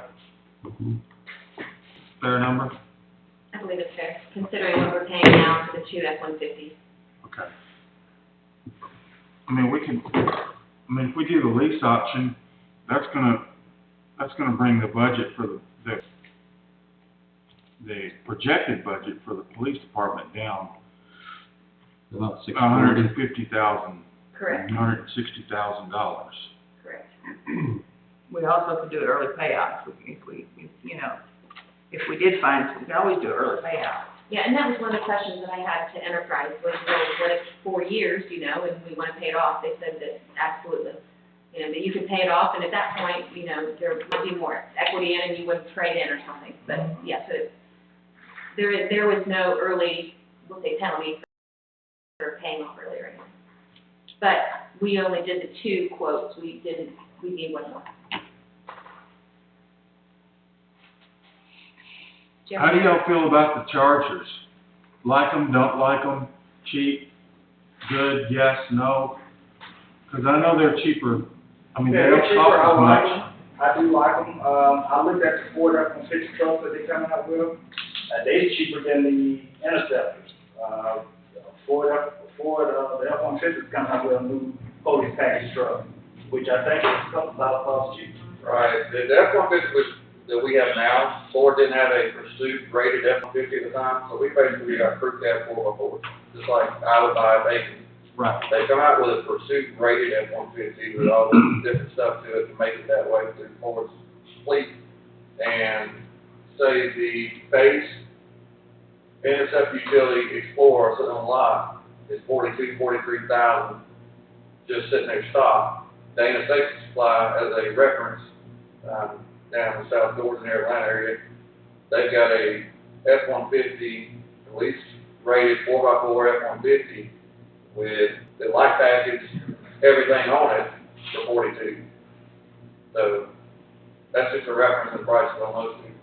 But a lot of the trucks we're looking at, we get the truck, then we got to look at the price of the truck, put the cage in it, radio, Right. sign, they got, and that's a whole different nub deal. I mean, you're probably looking at 10, 15,000.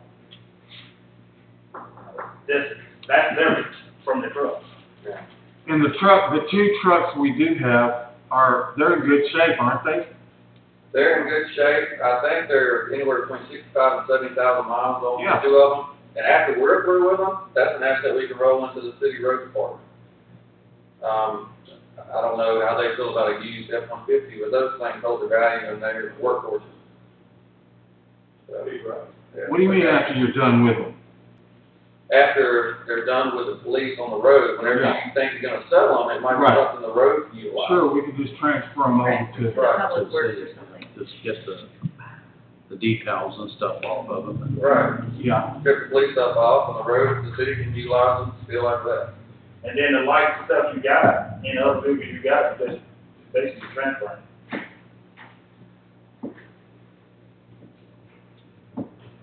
There, some options.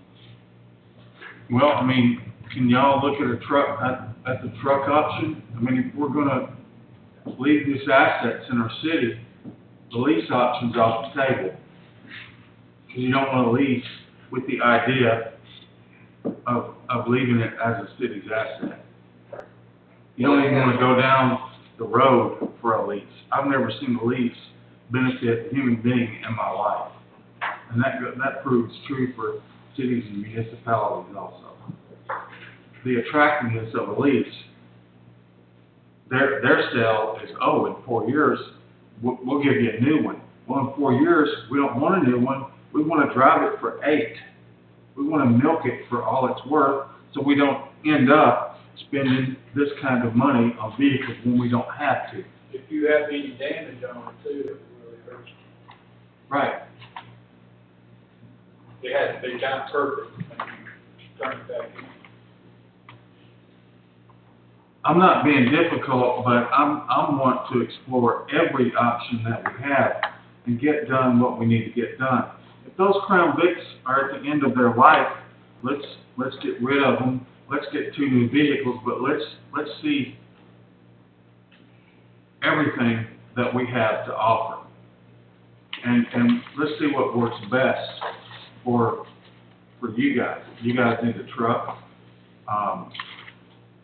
Get 2 more trucks, and the end life would be, in our public works department. I like that idea. And we own it, we bought it, we paid for it, we own it, it's an asset, and it serves our community for its whole life, like 250,000 miles.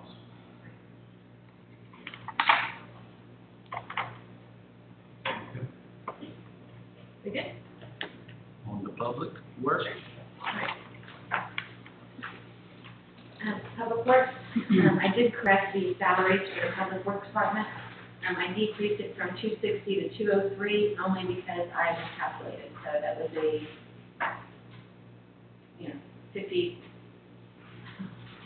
$50,000 difference on my end. I calculated an extra employee in it. I apologize.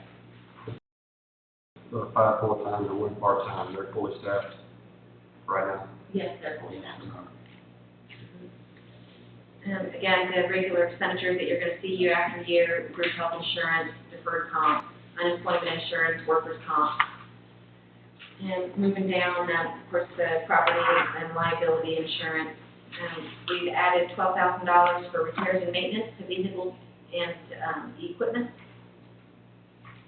We've got $6,000 in communications, which is your, cell phone, internet postage.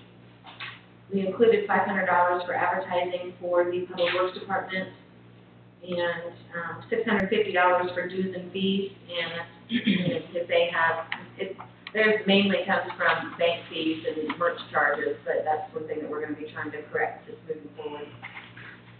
Also, they're a member of, City of Statham is a member of Georgia 811, and that also comes out of Public Works dues and fees. When the guys have to go down into a manhole, what kind of air tanks or what do they use? That would not be a question for me to answer. We have one air tank right now. One air tank. How old is it? All of it, it's pretty old. So does it need to be replaced so that it opens state? How they refill it. I know they refill it, but does it need to be replaced? It wouldn't hurt. How much do they run? I wouldn't know, I'd have to do some research on that. I think we need to concentrate on safety for sure. I think we do too, and I think we need more than one.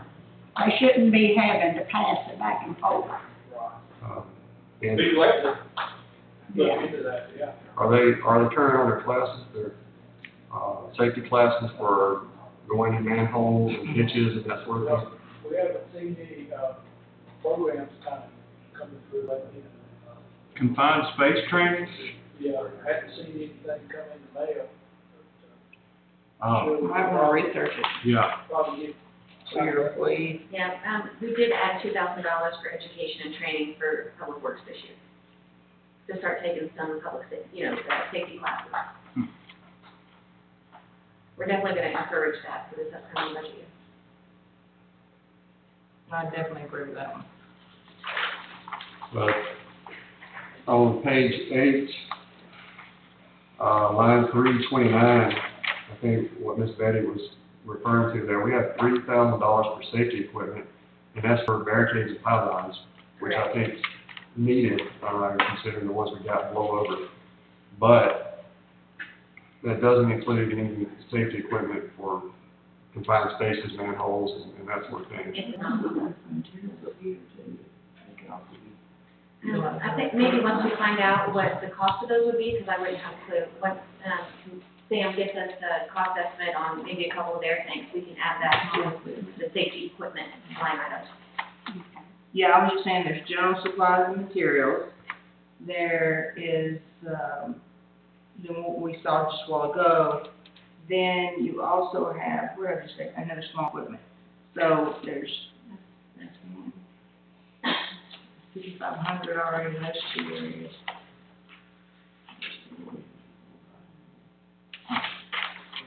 Yeah.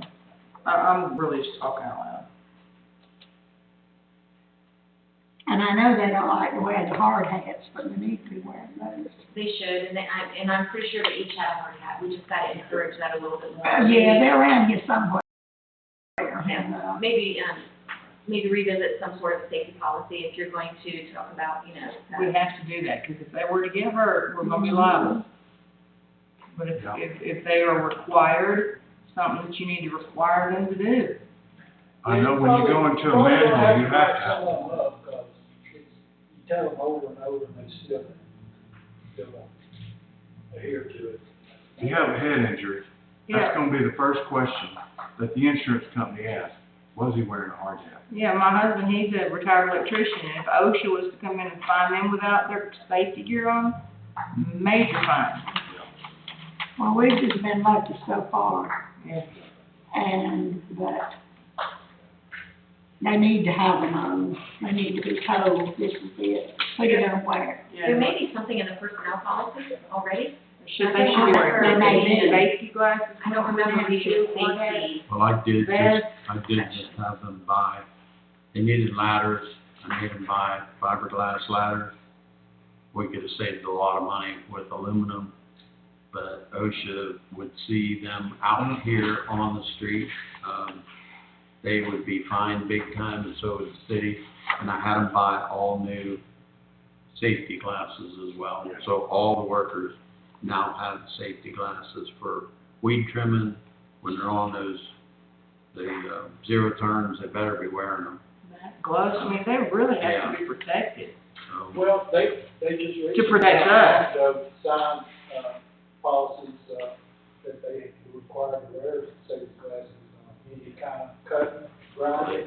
Raymond just bought for everybody, new glasses for everyone. But, Well, could he not put a policy in place just in his department to Well, make we sure? gotta check if there probably is a policy. I It's a mean, matter I'm of- just they saying. have kind of letter in there. Something above all. Where they Yeah. signed off on that. Okay, That, they will be like, load up if they're caught. Right, I was just gonna say, maybe it's just, we just need to hold them more accountable. that's exactly right.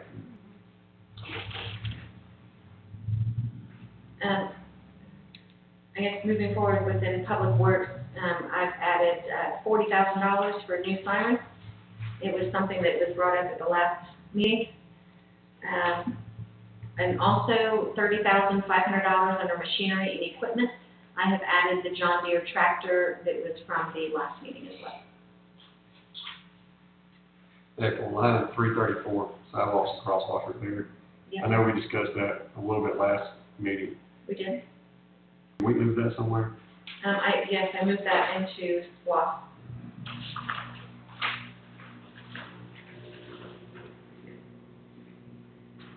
It was $45,725, and that was actually sitting in, line 334. But after our budget hearing this last Thursday, I took that and I moved it into SWAS, which is on page 10, and we'll get to that. All right. We have a couple of road projects I know that have to be done. Do we know where that money's gonna come out of? I don't have any information on any road projects. We got a, significant issue on Broad Street down here across from, the spring at, Bridges Park. That's gonna have to be replaced. It's gonna be quite costly. Is that There's- understood? There's, one quote I saw was about 80. It's almost 200. And then there's, Commercial Drive has to be fixed. And then, of course, I know that there's some flooding issues out here on Broad Street that probably needs to be repaired. So, I don't know where the money's gonna come from, but I know that it needs to be done. I have a question, Sam. If that piece of road needs to be repaired, that's around 80 grand, and you said one was 200? One of the bids was about roughly 180,000. One was, how much did you say? I guess. 80. And Basic. then there was another one, I believe it was somewhere around 70.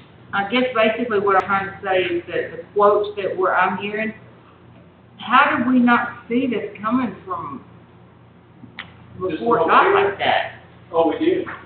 We did? Yeah, they wouldn't let us fix it. Who's they? They were property rights, yeah. We were, working on this house right there. We just got the house, but we noticed this problem down here on Broad Street. But, he said it was good for 10 more years. And now it's fixing to cost us 100 grand. It Oh, sunk between 6 and Yeah, we could have took 3 that inches money. maybe on one side and probably 6 or 7 inches on the other side, so it's caving in. Yeah, We, it's getting worse. my issue is that we have Broad Street that we didn't know about, and Commercial Drive that we didn't know about. We got flooding down here on Railroad Street that we didn't know about. You know, and obviously the brickwork out there. Is there anything else Yeah, I that's mean, out there that's outstanding that the previous administration may have said no to that we need to address because we gotta address it, now's the time. Well, we still don't know about the sidewalk on, David Klein's right there. You know, who actually that belongs to. Is I somebody, remember Mayweather poured the concrete. He did about 70 foot of it. That's all we were allowed to do at that time. That whole front, he did that. The city did that. 70 feet of it. Yeah. I may have that answer this week. We'll know who owns it. Are there any other major road repairs or anything of that nature that Nobody's people have running said no to in the past that? shouldn't somebody be riding around every so many times a week, just looking at, Well, right now, everybody's doing everything they can to keep above water right now. There ain't no riding around.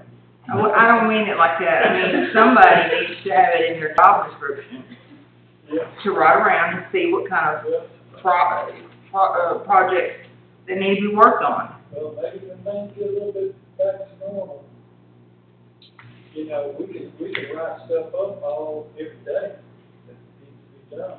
Just having the money to do it. Something that. I'm just saying, Something that, council could think about or even suggest maybe staff checking into it for you is there are companies out there that we could hire a professional service that could come out here and they could basically do, they could analyze all of our roads, all of our streets within the city limits. And they would spend some time going through just checking out the roads, checking out the quality and the structure of the roads. And based on significance or importance of repairing streets or roads or whatever it is that they find, they provide us basically with a map and a list of all of the streets and all the roads and rate them, just say from 5 to 1. You know, 1 being the one that we need to do the quickest versus 5 being one that could be done at least down the road. But it would at least provide council an opportunity to see everything right in front of you. You know, we have to pay some money up on the front end of having a professional service to come out and do it for us. we shouldn't have to hire professional services to come out and do it. We have a public works that should be taking care of it. Well, there are certain companies that specialize in concrete and asphalt and the structure and integrity of that. That might be something that we might want to consider, having a professional organization come out and take a look. Yeah, I imagine they can do boards with the, You know, but at least it would be able to provide council an opportunity to look at, just say, 5 to 10 years ahead of time. Do we have job descriptions for public utilities? Job descriptions, do we have those for the public works, public utilities? I think there's probably some confusion is that, I mean, I'm not sure what public, being you, I'm not sure what public utility, public works is all responsible for. You know, is it roads, is it parks, is it buildings, or is it just? And the hiring process, I mean, what are their job descriptions? I mean, are they matching a job description? we just pretty much have to handle everything that's handed to us, you know, just at the time, what's the biggest fire, you know, at the time. I think that probably in the near future, we probably need to define that so that we know.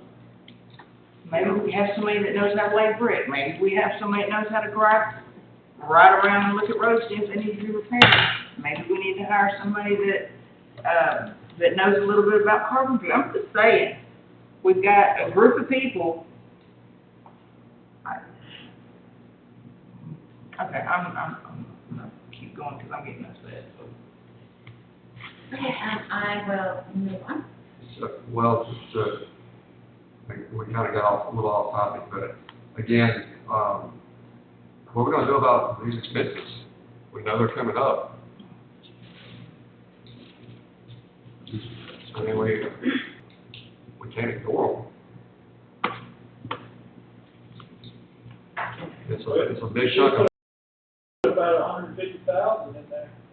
that's a big chunk of money, and that, if we have to put 150,000 in, that means something else is gonna have to be cut. Put it in where? 150,000 in where? I would assume under, street repair, or I'm not sure what line item, but, you know, we gotta do something, because we know we gotta fix them.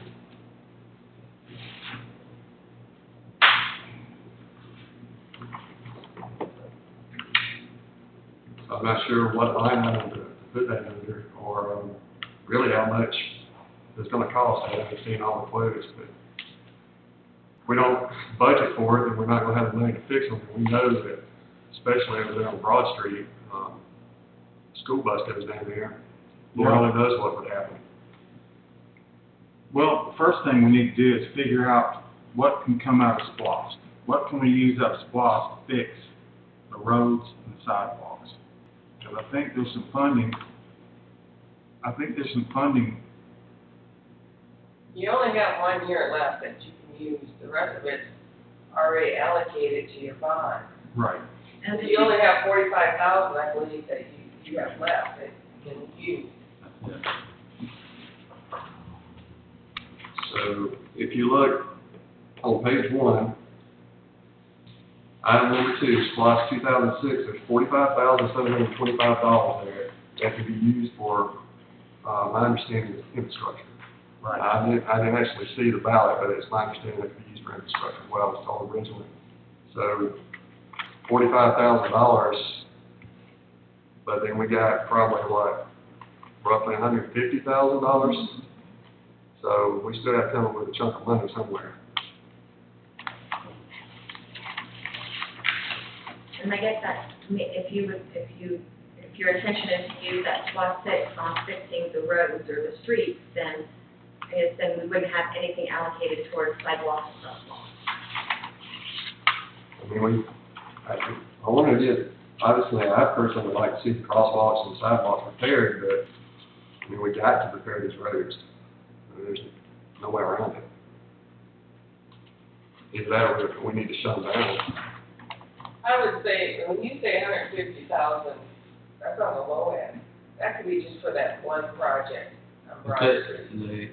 The one that really was detailed, out of the 3 bids that I got, the one that was detailed included head walls on both sides, concrete culvert, replaced the drain that goes across the drive that goes into Bridges Park down here off of Broad. They put in a manhole. They would also reroute the cut-offs in the water line so that we didn't get backwashed into our water system. That was about $179,000. I thought that was about 81,000. Not the last one I got, and that would be, the compaction would be done to state regulations. And it would be a state inspector would verify before they could go to the next step. That one, to me, was, I mean, was it high? But it was 100,000 more, but it was realistic. It was, I mean, and it was detailed, the way that you would expect a bid to be. The other one was worded and basically said, more or less, for lack of a better word, this is what the city wants to hear. But would it be to specs? The one had no head walls, which means you get major rain coming off that storm drain, it's gonna start washing underneath the pipe, just like what has happened to the metal pipe. And so it's just gonna continue to deteriorate. So, yeah, so you're looking at 178. That your 150 is too low, and then you're talking about 2 other possibly major projects, especially by Casco. That's a big drain system there. You're gonna probably have to tear up that road. So realistically, you're gonna have to look at, consequently, on the low end, 180, on the high end, possibly 400,000 for 3 projects, which is not unrealistic, people. To tear up a road, and especially a road, you do need people who have the skills and the education to do it, because if you're gonna do it, and especially if it has water going through it, you've got to do it right, and it does cost money. But then you have the safety net. You've done it right. So what, you're gonna pay for it? You'll pay for it if you don't do it right, because you're gonna redo it later on, or there may be an accident if you don't do it. So you're kind of caught in a hard place on 3 projects, you know? So we know we're looking at about $190,000 for that project, possibly. I'm not sure what commercial drive would cost. I guess if we don't have quotes on that, we need to get quotes for They it. gotta have 3 of those, and it's right around 27,000 to do it right. So about $30,000 there. That bumps us up to $220,000, and then whatever it costs to fix the, piping from the Castos so they don't flood again. I don't know what that would cost, but whatever. It's around 33. 33? So what did I say, 30 and 192, 20 and 33 is 253. So we're looking at about $255,000 to get a little, breathing room there. And we got 45,000 is lost. So that's $210,000 difference that we gotta come up with. Plus, there's no money in your sidewalks then. Right.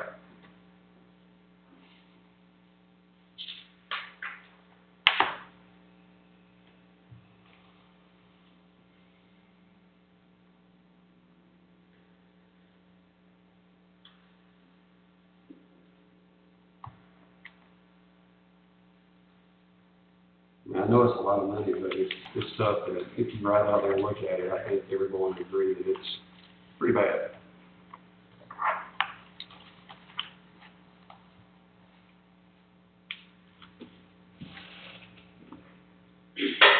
Do these things considered, street and stormwater?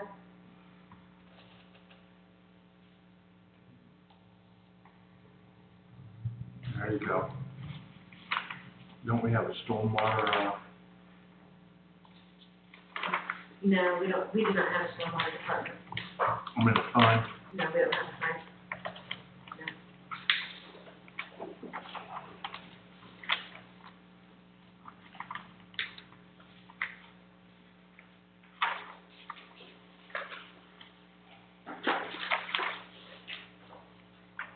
What was that number, Councilman? I come up with right around 255,000 for those three projects, based upon the quotes. 350,000, 255,000. And, you know, like you said, that if we use SPOS for any of that from 2006, that leaves no money for any other kind of repairs, sidewalks, crosswalks, or anything else that we may need or want.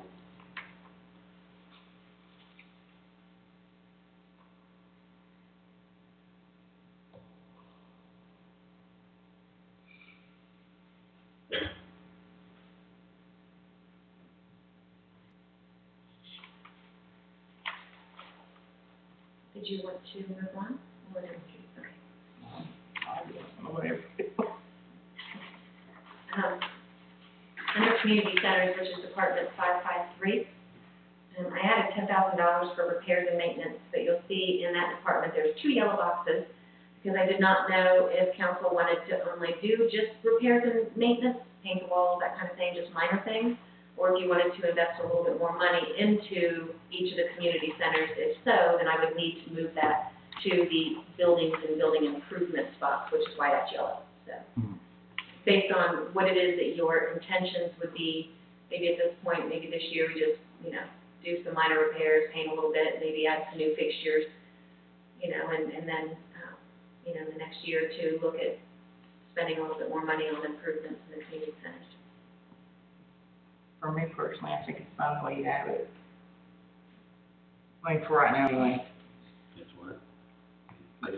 I would just basically that I would just run with the $10,000 for repair and maintenance. And that would still allow us We to, have other fish to fry right now, you know. and that would still allow us to knock that we go in there and paint it and do the repairs and switch plates and just minor things like that that would really get it looking nice. Right.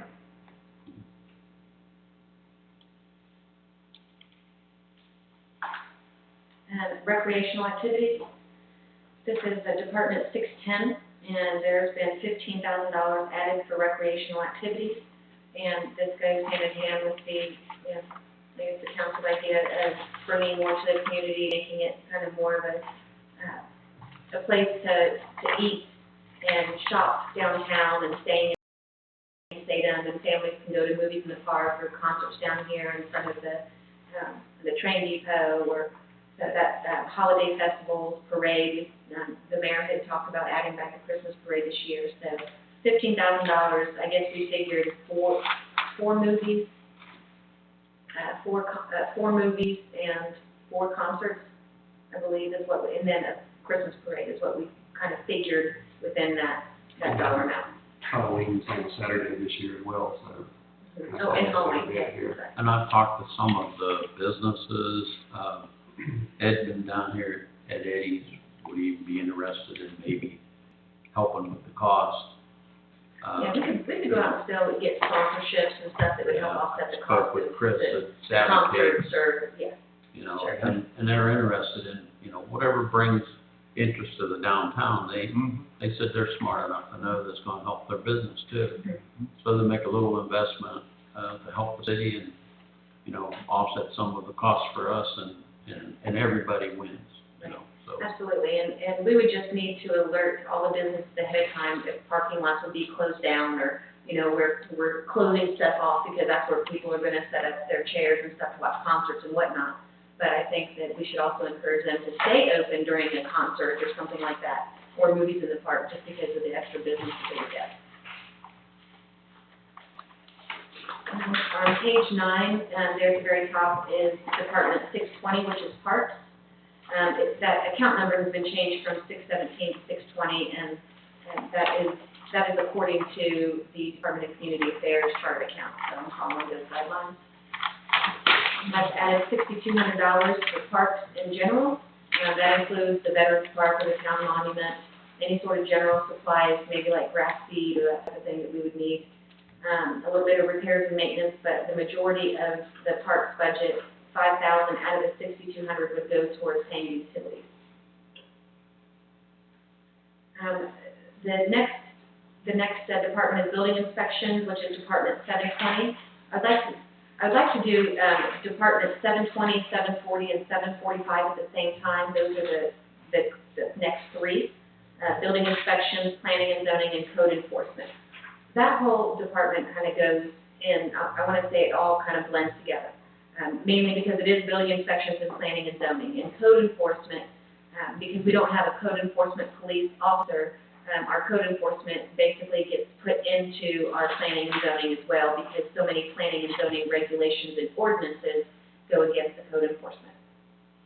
With that being said, I'd like to just say that for the professional services, we have $35,000 for building inspections, and that $35,000 budgeted is to Bureau Veritas. That's what we would pay them based on our split for any sort of planning and zoning, permit fees, and all of this, the fee schedule that I'm going to be hopefully showing you the proposed increases to all of those rates this week. But all of that goes hand in hand, because if we get to, first of all, if we increase our planning and zoning fees, then, you know, the current contract that we have with Bureau Veritas is a 70-30 split, meaning that they get 70% of any fee that we bring in and we get 30%. I believe that we're going to try to sit down and renegotiate that with them, since we are going to be increasing our fees and they will be making more money, but we also need to help offset those costs of paying that.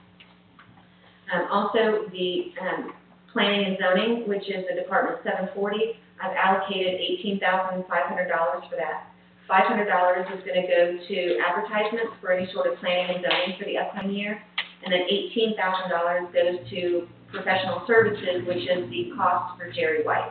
Now, when I met with Jerry White on Friday morning, we talked about that, and he said that did seem like a very reasonable number to put in there for his services for the next fiscal year, based on the upcoming projects and stuff that we have. He felt comfortable with that number, I guess. Code enforcement, $745. I've allocated $15,000. It was $10,000 last week, and I've increased that to $15,000. That is also through Bureau Veritas. Now, one thing also that is important is that is a completely separate service than the building inspections or Department 720. That is something that we pay out of our general fund, so we pay that directly.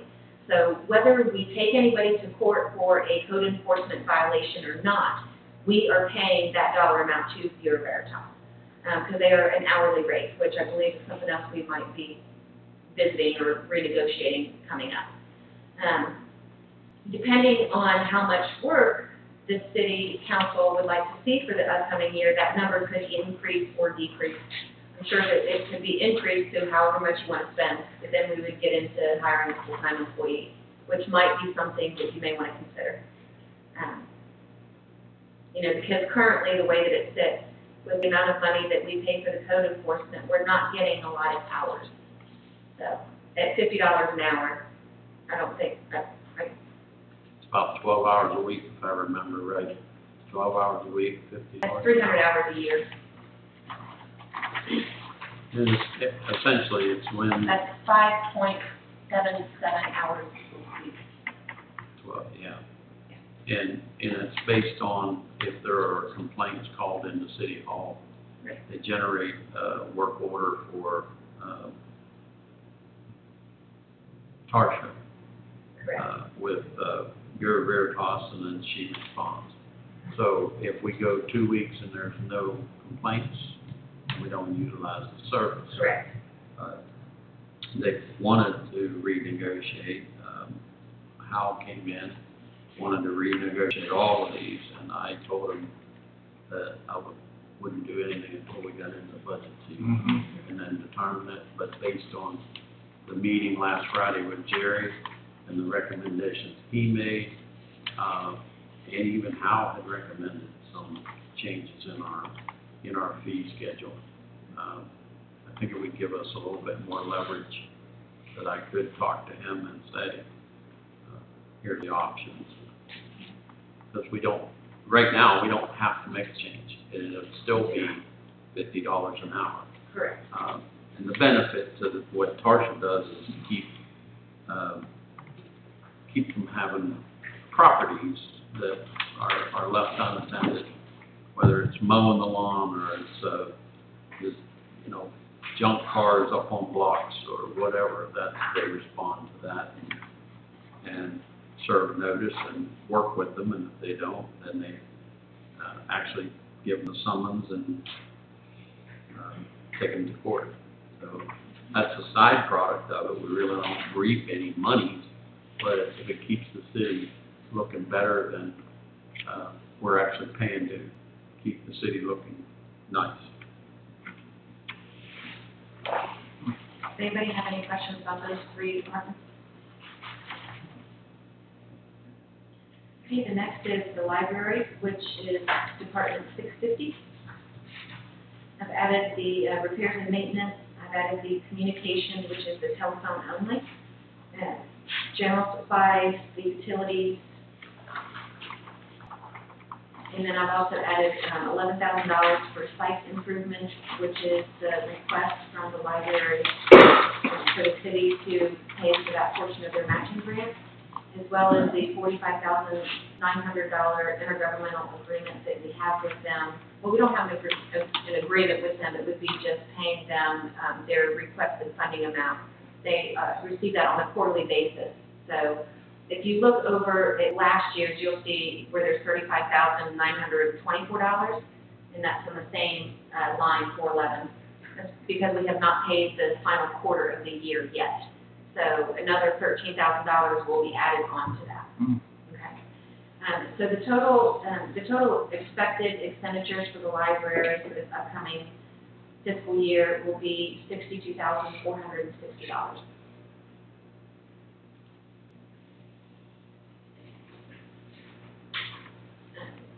And there's also, also just keep in mind too, if there are,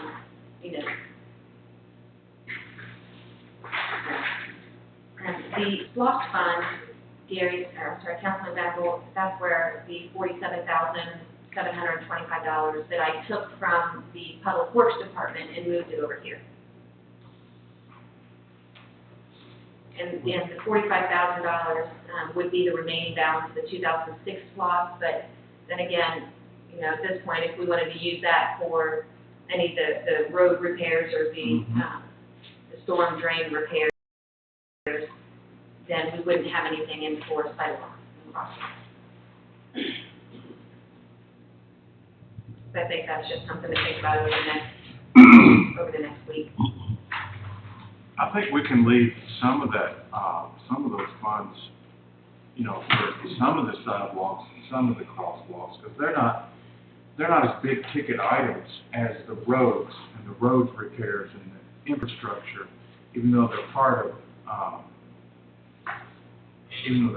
it, we can kind of divvy up and determine where's our biggest pain with the sidewalks and crosswalks, particularly, across from the old police station, subway, and, now going across to the barbecue place.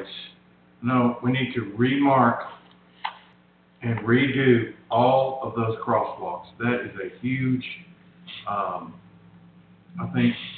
think that's something we need to get done. I think it's Is that equally as, restriping? what? Would that be like restriping? Because I believe that's something that Sam and his department can do.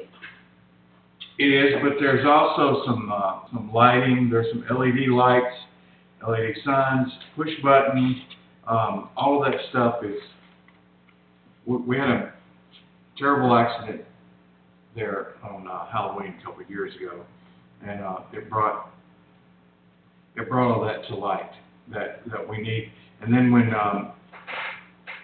Eddie's moved in over there, you got people crossing from the old police department right there. The issue, the bigger picture or issue there is when cars cross the railroad tracks coming into Statham on Jefferson there at the light, they are busy. They want to cross those railroad tracks, and if they're making the right, there's not a, they got cars behind them, they got cars in front of them, whatever. There's not a lot of time there to respond to pedestrians. And it's a big problem. So I think if we remarked and restriped and put in some crosswalk lights, right, and particularly at all three of those spots, I think it would make a huge improvement safety-wise, right there. I think that's just as important as the roads and the streets, because you start talking about pedestrian safety, you got people going up against cars, and that's not a fair fight. So that's just my opinion about the crosswalks and sidewalks and their importance. But we also have busloads of children going down Grove Street too, with Right. school buses. Yes. And to me, that would come before restriping, because our guys could restripe enough to get by on them for right now, Yes, ma'am. so. And another thing, the county may be willing to help with that down there. In the past, we have got help from the county with emergency situations like that. And since it is a school route, it wouldn't hurt to go talk with it. Uh-huh. That's a good point. I'll reach out.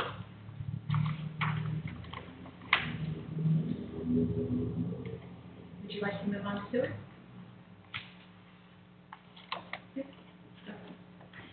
Sewer is department number 431, and of course, the largest expenditure is that ARC grant that is in there, which we determined earlier that we're going to kind of asterisk that, and save that. We're going to do a little bit of research, and we'll come back to that here soon. With that being said, the $156,000 intergovernmental agreement is to Barrow County, and that is for their sewer service. So the expenditure for sewer could be about $160,000 or $1.1 million. That's a little bit of difference. Sewer lines, that's the private. I'm sorry, I have a question on intergovernmental. Is that included by an additional capacity to these, It is not. That is an additional service. That is just the agreement for them to, I guess, This is provide our sewer. This is what we're paying now, That's what we're paying now, correct? and we're 27 taps away from maxed out. so if Lakes State comes in and builds, then we'll have to buy additional capacity? Or totally renegotiate that contract, Right. and, base it on estimated number. Hmm. But 27 taps I didn't know that. right down here in Sunset, guess the owner of Zaxby's, they're talking 25 to 28 houses in there. There goes the capacity. I did find, the agreement with Fair County. I did not find the signed version, but I did find an unsigned version. And I do have in here the amount of reserved capacity and how much, it is extra. It's like a penalty type, going over and above.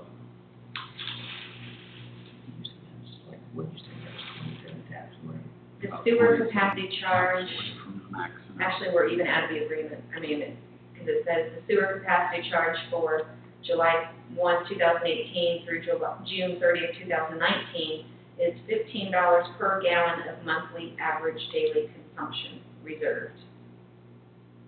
So, I don't know how many thousands of gallons we would need to buy capacity. I don't know those numbers.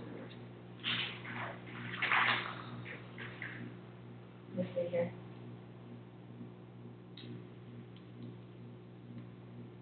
Maybe that's, That's just our water purchase. maybe that's Jordan, if we have to buy the additional for, Well, that was based on a meeting that Jerry Weiss, Jordan, and I talked about, and that they did quick figuring, and they said we were 27 taps away from maxing out on the agreement we have in place right now. That's where that number came from, was the figuring that Jerry based on the input from Jordan.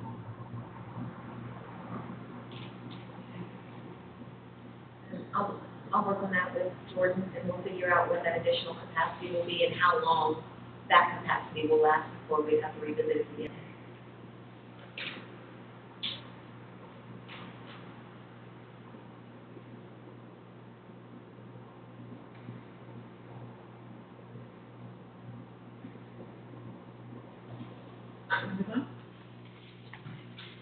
Sewer lines department 433, the total expenditures for the proposed new budget would be $344,000. The majority of that is just the bonds. $215,000 towards the principal and $109,000 towards the interest. We've got $10,000 of contingency and $5,000 worth of contract labor just in case any sewer lines or something that needed to be repaired. Didn't we say that we would see if we could pay this off early? Didn't we talk about that? Yes, I have that on Okay. in my notes to at least find out what we can do. with it. Right, yeah, okay. I thought we discussed that. On page 11, we are at water, which is department number 743. And I added $40,000 to professional services, which is line number 462. I increased it from $10,000 to $40,000 to account for well development, because we had talked at the last meeting to get some sort of a request for, professional services to potentially look for a well.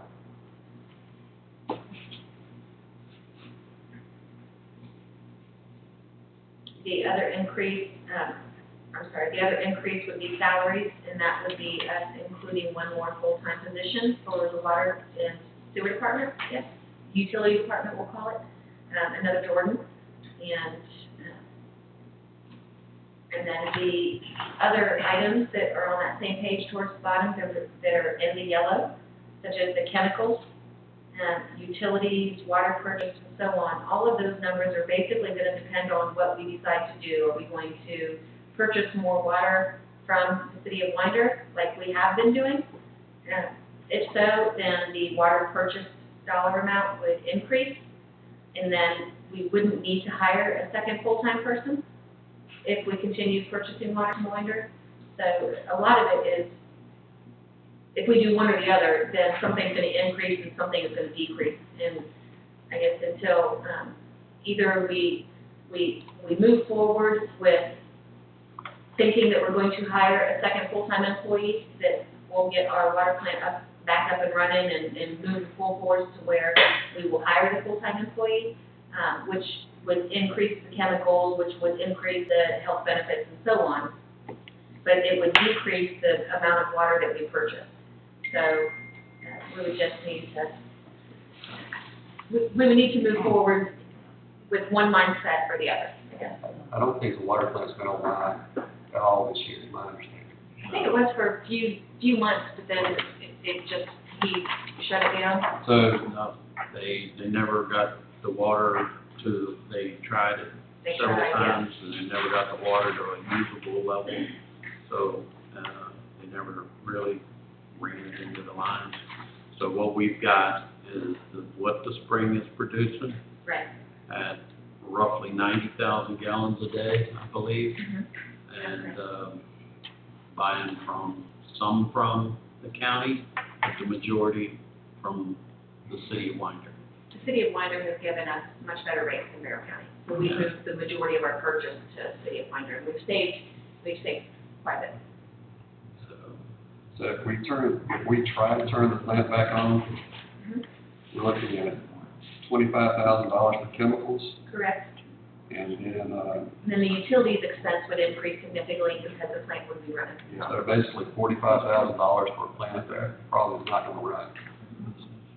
So, I mean, $45,000, I hate to say it, but it to me, makes more sense to put $45,000 towards water purchase at this point. That way we're not under budgeted on that. Right, and then the salary would decrease from 70 to about 40.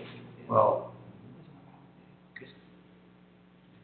on the salaries, we have 70,000 for 2 full-time employees, which would be one you hired. Is that including someone that will have their level 1? Because right now we're paying a part-time employee Correct. We have, to sign off to keep us compliant with the state. correct. Level 1 is roughly $55K a year for level 1 for the size city we have. Mm-hmm. So, So you're looking at $25,000 more than the $70,000 figure there, to be honest with you. Still think we need to do that, the graphical study yeah, to see if we can get us a well. There is a company that's already looking at possibilities. Good. When they get to that point where they'll make a recommendation, that will be when we're looking at the $400,000 magic question is, do we grow here? Right. So, yeah. And I think that the study, you include that on page 11,462, isn't that right? I'm sorry? Yes. The funds for that projected. 30,000 towards the 11,000. Right. So it's right. Okay. You did put it in there. Okay. That's the 20 grand. Yeah, and it was made the point that this summer, the plant can't get up and running. It's just the quality of the water, and the algae bloom is just so significant that it's just hard to control. And nobody wants to taste or smell the algae bloom in that water.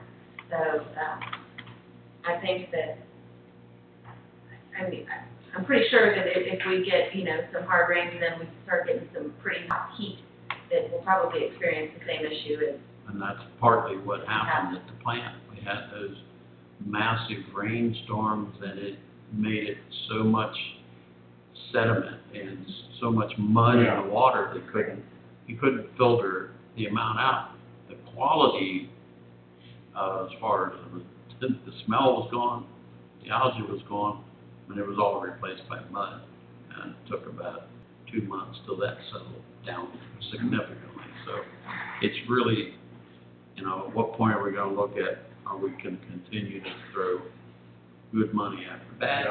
Or are we really going to take the brunt of it and say, we'll pay the city of Winder for the water so we can get a well that's going to produce?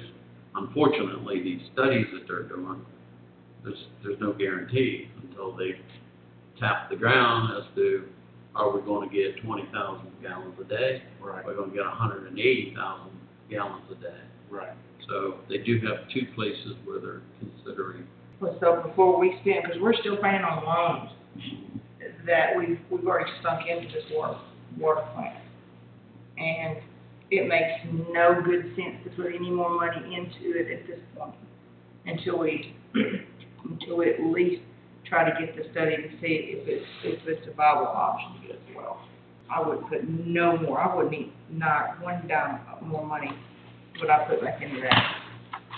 Which then brings me to the question on page 12, line 501, where it says water treatment.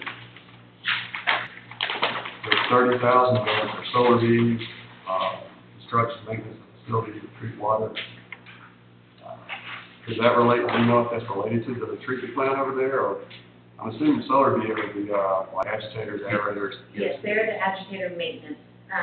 So the water treatment and the water distribution basically are just maintenance fees.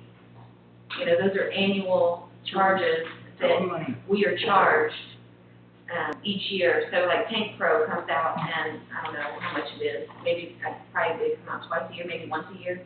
But you know, but those are that's the contracted agreements. They come in and they, you know, check for the maintenance. But we're obligated to have all of that maintained. So the quick math on the projection of trying to even use this plant, 25,000 to 20,000 is 45,000, 30,000 for water treatment. That's 75,000, and then if you add in more money for another employee, you're right there at $100,000 for a plant that's probably not going to produce good water. Right. They're looking at 180,000. So right there is money that, you know, can be used somewhere else, where, that's just my opinion. The water treatment and water distribution, we would still need to keep those in the budget because those are annual maintenance agreements that whether I think the plant is running or not, we're still distributing water. So I believe, and I'll double check with Jordan on that, but I believe that those are just annual maintenance fees that we're gonna have to pay regardless. Because we paid them regardless this year and the plant wasn't running. I guess my question would be, why are we paying them if we're not using the plant? Well, one is the water tank, and the water tank I know has to be maintained, so inspected and maintained because we store water there. Right. So a lot of these are just, I mean, federal regulations that we have to abide by.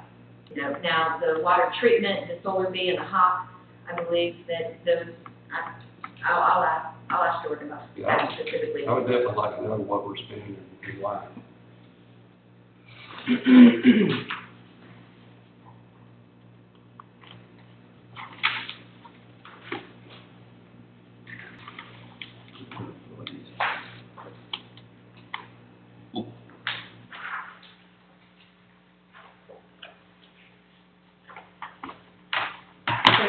I think what I'm hearing is that we're gonna continue to purchase water from Winder.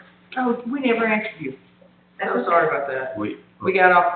No, I just wanna That's make our sure. best bet. Right. If we're gonna purchase, we definitely wanna get, Winder because they're roughly, what is it? $1.50 versus But that's going up. $5.50 for the county. The county was around $5.50, so it's a significant difference in price. Right. Amber, do you know how much you said it was going up? Do you know how much it's going up? What did you say it was going up? I'm not aware of Winder and water going up. No, Oh, okay. I didn't hear anything either. No, but with that being said, I mean, we would have to increase the water purchase from probably $2.50 to $3.50 for the year. You know, because right now, we're at $3.01 already, and we have 2 months left to go in this year. I think we're gonna end up purchasing it regardless. I mean, even if we throw money over to the plant, I still think we're gonna end up purchasing that same amount. Because I don't think that the plant's gonna produce water. That's, again, my opinion, but from what I've seen in the past, if you throw money over in chemicals, you know, and put $30,000, $40,000, $50,000 into that, we still have bought well over $300,000 worth of water. We may wanna look at even closer to 38 for that, because, we start bringing some of these, we come out of the moratorium, and they start bringing on more water taps. What is the average, home is supposedly a 150 gallons a day and, per household, and take that times 30, times 12 months. Yeah. You know, so you add 200 homes, for instance. Well, but let's take into consideration too, part of the year we were paying Barrow County. So one of the reasons why one of the reasons why we're at $301,000 as of right now is because that part of that was Barrow County before we started purchasing water from 1 White. month's worth, I believe. Yeah. And then You we know, got so, into it. yeah, so we can at least take that into consideration. So You know, that's if you true. want to take it up to 380 for this next year, just to be on the safe side. I mean, if we did bring 200 homes on, they're gonna be offset by, monies coming in because we're essentially reselling. Yeah, oh yeah, I mean, that's how we make our revenue. And what we're paying Winder, as I understand, is very close to what it costs us to produce a gallon of water. Right. If the plant is working. So you count the chemicals, and you count the manpower, and you count, you know, the maintenance, all of those things taken into consideration. It's probably about 20 cents more than what it cost us to produce it on our own. Mm-hmm. So, but yeah, if Winder would allow it,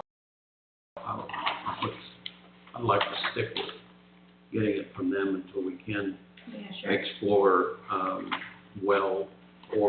Yeah. Yes, so, what I would suggest is,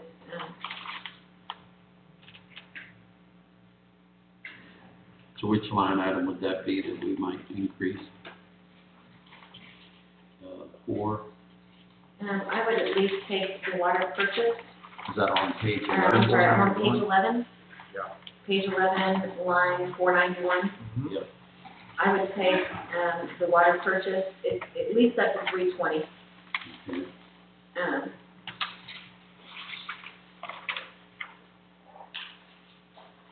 I would decrease chemicals, which is line 485, from 25, and I would take that down to 10. I would decrease utilities, which is line 487, from 20 down to 15. Take it from 20 to, 15. And then I would decrease, line 493, which is uniforms, from 700 to 350. And then going all the way up to the top, line 453, I would decrease the salary from 70 to 50.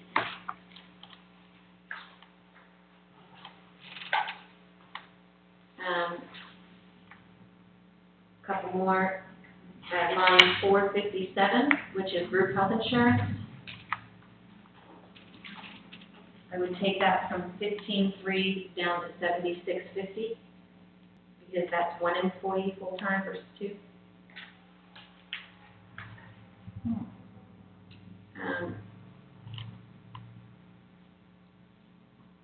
I would decrease FICA from 4,000, which is line 458, to about $1,500.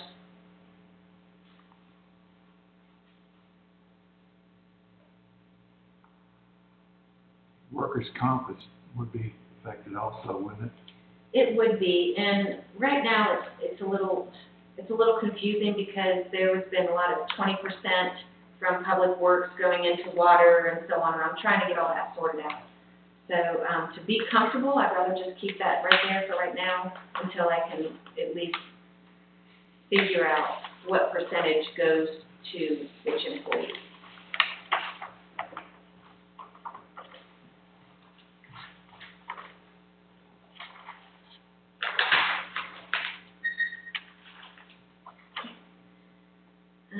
On page 12, which is continuing with the water,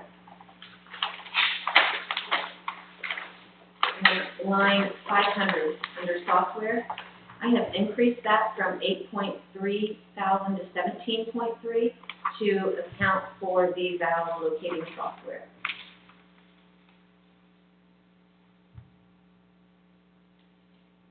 And then the, line 506 and line 509, both of those are GFA loan payments, and I have that broken up between interest and principal. What is that for? I'm sorry? What is that loan for? Sewer, water project. More money, yeah, another water project. That's what I'm saying, we're I paying. believe it's from 2015. It's going through another one. So that bottom number, the 615, obviously is not going to be accurate now since we've moved some things. So I'll, at the next budget hearing, public hearing will be all fixed. The water lines, which is Department 444, I've just allocated $10,000 for repairs and maintenance, $20,000 for contingency, contract labor, $5,000, electricity at $2,500, and $41,000 in capital for the purchase of 200 new water meters. That's an increase from, I think I put in $40,000 last week to 41, and that's because the price went from $200 to $205 per meter. So I had to allocate that expense. We're about out of meters, so we have we're getting ready to purchase more. We have a small reserve in case there's an emergency and the meter has to be replaced, but we don't. We've depleted pretty much what we've had on Those Neptune meters? Yes. So, and Sam is gonna get with the company. We have I some think meters that need to be picked up 30 returned. today, So, and, we turned in probably about 40. Warranty. Oh. yeah, they give us They'll something get back back depending back. on how many years it's been in use. So sometimes you said it's like $25. Yeah, Not, 25, something like that, back on there. You turned in 40, were they defective meters, bad? Yeah. It's probably around 15 years old. Wow. well, but they're, what, 15 years old? Some of them's 10. Yeah. Depends on They've how got many a years 20-year are left on. warranty, and it's kind of a 10 full years and 10 prorated. So when they're around 15 years, you don't get too much back out of it. We just use the money to upgrade to the newer one. And last, but not least, Department 445 is spring. And the total budget amount for the spring is $25,250, $4,000 for chemicals, $10,000 contingency just in case, $6,000 electricity, $250 general supplies, and $5,000 maintenance and repair.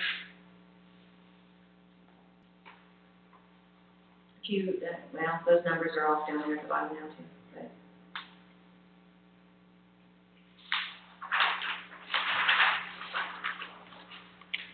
Anybody have any questions about anything that we've gone over? You guys want to go through all of this again? Not tonight, I think, y'all, I'm leaving. So look over the book.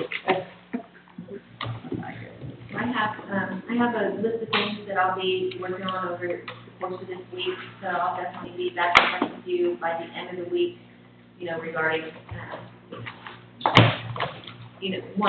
with the, just to kind of recap my list to do. For that ARC grant, we need to figure out whether or not, what kind of restrictions we have on the $310,000 that we have in the bank. What can those be used for? How do we move those around if we need to, just to make sure that we don't have to use it for something specific.